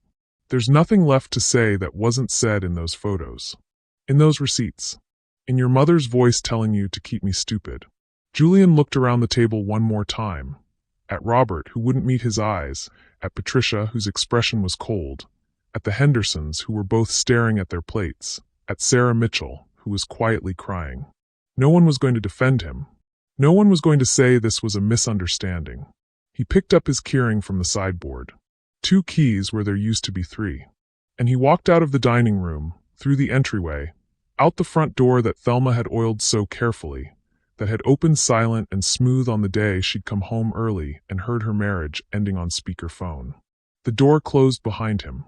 Betty stood on shaking legs. I need to. "You should leave too," Thelma said. "And Betty? Don't call me. Don't text me. Don't send flowers or try to apologize. You made your choice 8 months ago. Now live with it." Betty gathered her purse with trembling hands. She looked around the table one last time, at the centerpiece she'd brought, at the table runners she'd selected, at the wedding portrait hanging above her seat, and walked out. The door closed again. The silence that followed was profound. Then Robert Chin spoke, his voice carefully neutral. "Thelma, I don't know what to say." "You don't have to say anything." Thelma was suddenly very tired. "I'm sorry you had to see that. All of you. But I needed people to know the truth. Before it could be rewritten." Patricia Chin stood and crossed to Thelma. She took both of Thelma's hands in hers. "You are the bravest woman I've ever met." Carol Henderson was nodding, tears streaming down her face. "Honey, we had no idea. I'm so sorry." "It's not your fault," Thelma said quietly. "They were very good at hiding it. I was very good at not seeing." She looked around at the faces that remained. At the dining room she'd staged so carefully. At the TV now dark. At the evidence that had finally been told. "I think," Thelma said slowly, "I think dinner is over." One by one, her guests stood. Patricia hugged her. Carol hugged her. David squeezed her shoulder and said, "If you need anything at all, we're right next door." Sarah Mitchell paused at the door. "I'm going to report what I saw to HR at my company. Hannah, she needs to face consequences too." "Thank you," Thelma said. Robert was the last to leave. He stood in the doorway, his expression troubled. "Monday morning, I'll need to start an investigation. This is serious, Thelma. The expense fraud alone is a termination-level offense." "I know," Thelma said. "That's why I documented everything." Robert nodded slowly. Then, surprisingly, he smiled. "Just a little. You'd make one hell of a project manager." "I already am one," Thelma replied. When the door closed behind Robert, Thelma stood alone in her dining room. The table was still set. The dessert was still untouched. The coffee was getting cold in the cups. She picked up the remote and powered off the TV completely. Then she disconnected her laptop and the Chromecast and carried them both upstairs to her bedroom. She locked the door. And finally, she let herself cry. The house was too quiet after everyone left. Thelma sat on the edge of her bed now not theirs, and let the tears come. They weren't the tears she'd expected. Not the broken, gasping sobs of a woman whose world had shattered. These were different. Cleaner. The tears of someone who'd been holding her breath for 2 weeks and could finally exhale. She cried for the girl she'd been when she married Julian. The one who'd believed in the version of love where trying hard enough made you worthy. The one who'd thought Betty's hugs meant family and Julian's compliments meant cherishing. She cried for the 8 months she'd lost being managed and manipulated and called stupid behind her back. But mostly she cried because it was over. The performance was done. The evidence had been seen. The truth had been told in front of witnesses who couldn't unsee it or rewrite it or turn it into a story where Thelma was the problem. She'd done it. She'd actually done it. After 20 minutes, the tears stopped. Thelma went to the bathroom, washed her face, and looked at herself in the mirror. Her eyes were red and swollen. Her makeup was smudged. She looked exhausted. She looked free. Her phone buzzed. A text from Carol Henderson. "Carol, we're right next door if you need anything. Anything at all. You were so brave tonight. David and I are in awe of you." Another buzz. Patricia Chin. "Patricia, I hope you know how extraordinary you are. What you did tonight took courage most people don't have. If you need a lawyer recommendation, a therapist, a friend, or just someone to have coffee with, please call me." Another. Sarah Mitchell. "Sarah, I'm reporting everything to my company's HR first thing Monday. Hannah has been bragging about dating someone successful and generous for months. We all thought she meant someone single. I'm so sorry you went through this. You deserved so much better." Thelma read each message twice. These weren't pity texts. They were recognition, respect, solidarity from women who'd watched her take back power in real time. She replied to each one with a simple, "Thank you. That means more than you know." Then she opened her messages and scrolled to Monica at Clarity Investigations. The prepaid phone was still tucked in her nightstand drawer, but she used her regular phone now. No more hiding. No more separate systems. "Thelma, done. Thank you for everything. Your work was impeccable." The reply came 30 seconds later. "Monica, proud of you. That's the bravest thing I've seen a client do in 15 years. If you ever need anything else, you have my number." Thelma set her phone down and looked around the bedroom. Julian's things were everywhere: his side of the closet, his nightstand with the charging cable and the water glass, his row of cologne bottles on the dresser. The new one Hannah probably liked sitting front and center. All of it would be gone by next week. But tonight, Thelma didn't want to sleep here. Didn't want to lie in the bed she'd shared with someone who'd spent 8 months lying to her face. She'd planned for this too. 3 days ago, she'd rented a furnished studio apartment across town. Month-to-month lease, utilities included, small and simple and completely hers. The landlord had the key ready. Thelma had visited it once to make sure it was clean and safe and anonymous. It was waiting for her now. Thelma pulled a suitcase from the closet and began packing. 1 week's worth of clothes, toiletries, laptop, the folder with all her legal documents, the USB drive with backup evidence, her grandmother's jewelry box, the one thing in this house she couldn't bear to leave behind. 20 minutes later, she was done. She took one last walk through the house. The dining room where the table was still set, dessert untouched, wine glasses abandoned. The living room with the gray sectional where she'd heard Julian laughing on the phone with Betty. The entryway with the family portraits watching her leave. She turned off all the lights except one lamp in the living room. Then Thelma Thompson walked out of the house she'd called home for 3 years, locked the door behind her, and got in her car. She didn't look back. The studio apartment was in a quiet building on the east side of town. 3rd floor, corner unit. Windows facing a small park where streetlights cast everything in amber glow. Thelma unlocked the door and stepped inside. The space was small but clean. A queen bed with white linens. A small kitchenette. A bathroom with a shower that actually had good water pressure, she'd checked. A desk by the window. An empty closet waiting to be filled. Most importantly, no family portraits on the walls. No memories embedded in the furniture. No ghosts of who she used to be haunting the corners. Just blank walls and possibility. Thelma set her suitcase down and walked to the bathroom. The mirror there was frameless, hung above a simple white sink. She stood in front of it and looked at herself properly for the first time since the dinner. No crossbody bag on her shoulder. No yellow dress. She'd changed into jeans and a sweater before leaving the house. No wedding ring on her finger. She'd removed it in the car and tucked it in her glove compartment. Just Thelma, 31 years old, project coordinator, soon to be divorced. Standing in an empty apartment with nothing but her suitcase and her evidence folder and her absolute certainty that she'd done the right thing. She took a photo. Mirror selfie. Her expression calm, resolved, exhausted, relieved. Then she sent it to herself in an email with the subject line, Day 1. This was Day 1. The first day of whatever came next. Thelma unpacked her toiletries, brushed her teeth, and climbed into bed. The sheets smelled like detergent and nothing else. No Julian's cologne. No familiarity.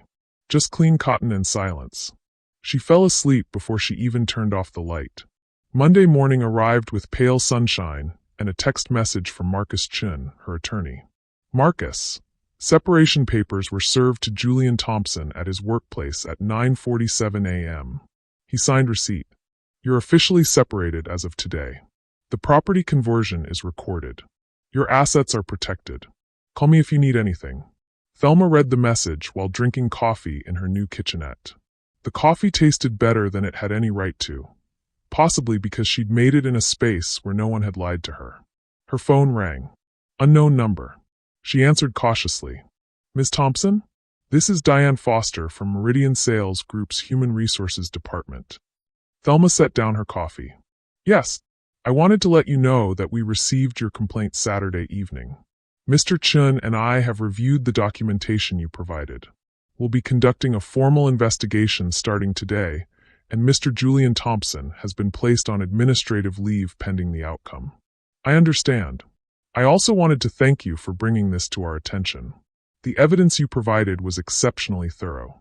It's clear you took great care to document everything accurately. I did, Thelma said quietly. I wanted to make sure there was no ambiguity. There isn't. Diane's voice was professional but not unkind. Between the expense fraud and the undisclosed relationship with a representative from a competing firm, we have multiple policy violations to address. I can't share specific outcomes, but I want you to know your complaint is being taken seriously. Thank you. After the call ended, Thelma sat in the quiet studio apartment and let herself feel it. The institutional consequences were in motion. Julian's career was compromised. His reputation was damaged. Betty's social standing had collapsed in front of neighbors and colleagues.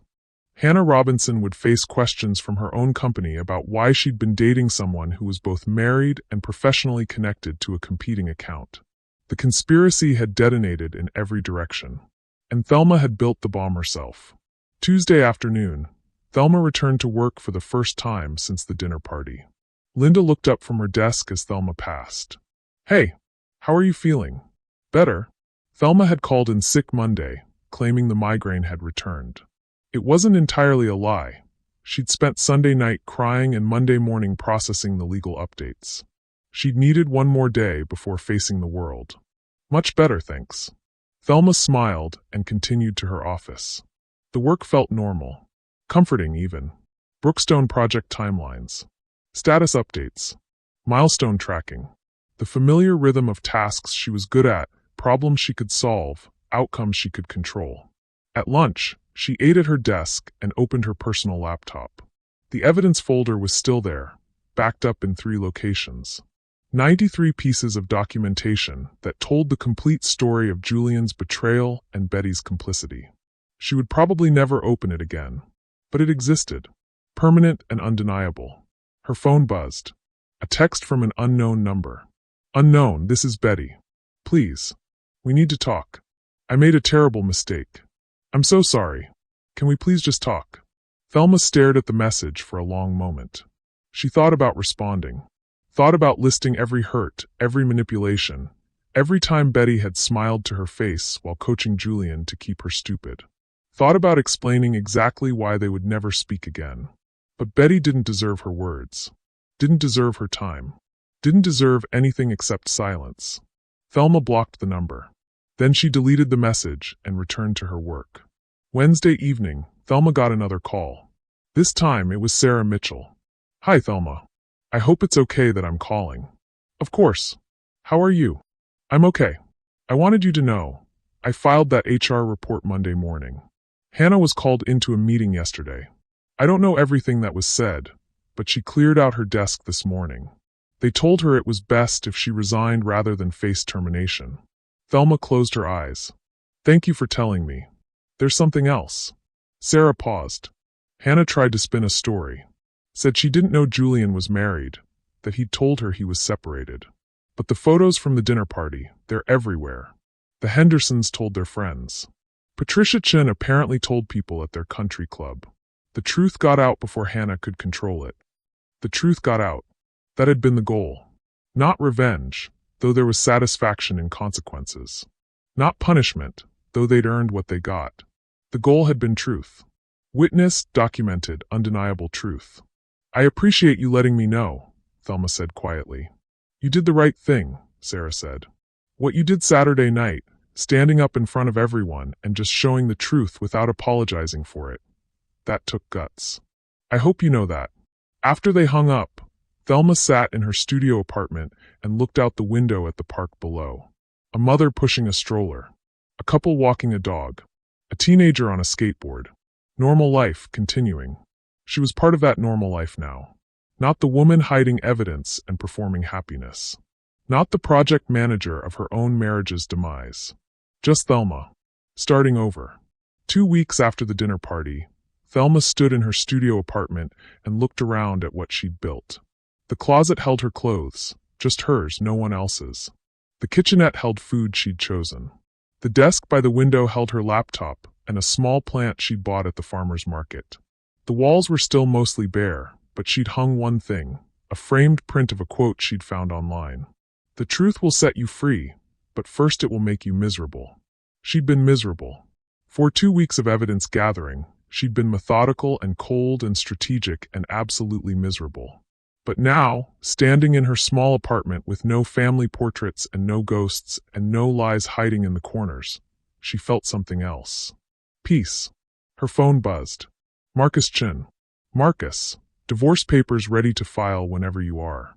Julian's attorney reached out about negotiating asset division. Given the documented marital waste, we're in a strong position. Let me know when you want to proceed. Thelma typed back, let's proceed. I'm ready. She was ready. Ready to close this chapter completely. Ready to divide assets and finalize paperwork and turn her marriage into a legal document that said dissolved. Ready to own her story completely. That evening, Thelma stood in front of her bathroom mirror, the frameless one that had no memories attached, and took another selfie. This time she was smiling. Just a little. Just enough. She looked at the photo. Then she looked at the one from 2 weeks ago, the first night in this apartment, exhausted and relieved and uncertain. Then she looked at the one from the slideshow, the mirror selfie that had ended her presentation, the one with "I noticed" written below it. 3 versions of herself. 3 stages of the same transformation. The woman who'd been managed and manipulated. The woman who'd documented everything and detonated truth. The woman who was standing here now, alone in a small apartment, learning how to be just Thelma again. She saved all 3 photos in a folder titled Before, During, After. Then she closed her laptop, made herself dinner in her small kitchenette, and ate it slowly while watching the sun set over the park. Tomorrow she'd go to work. She'd manage timelines and coordinate projects and be excellent at her job. Next week, she'd sign divorce papers and finalize asset division and close the legal chapter of her marriage. Next month, she'd maybe go to dinner with Patricia Chin, who'd texted 3 times asking if Thelma wanted company. Eventually, she'd figure out what came after survival. But tonight, in her quiet studio apartment with no portraits and no lies and no one to manage except herself, Thelma Thompson sat in the window seat and looked out at the world. And for the first time in months, she felt like herself. The real version. The one who noticed everything. The one who built spreadsheets and evidence files and presentations that told the truth without apology. The one who'd learned that silence could be strategy, that patience could be power, and that the quietest woman in the room could be the most dangerous one. Thelma raised her glass of wine to her reflection in the window.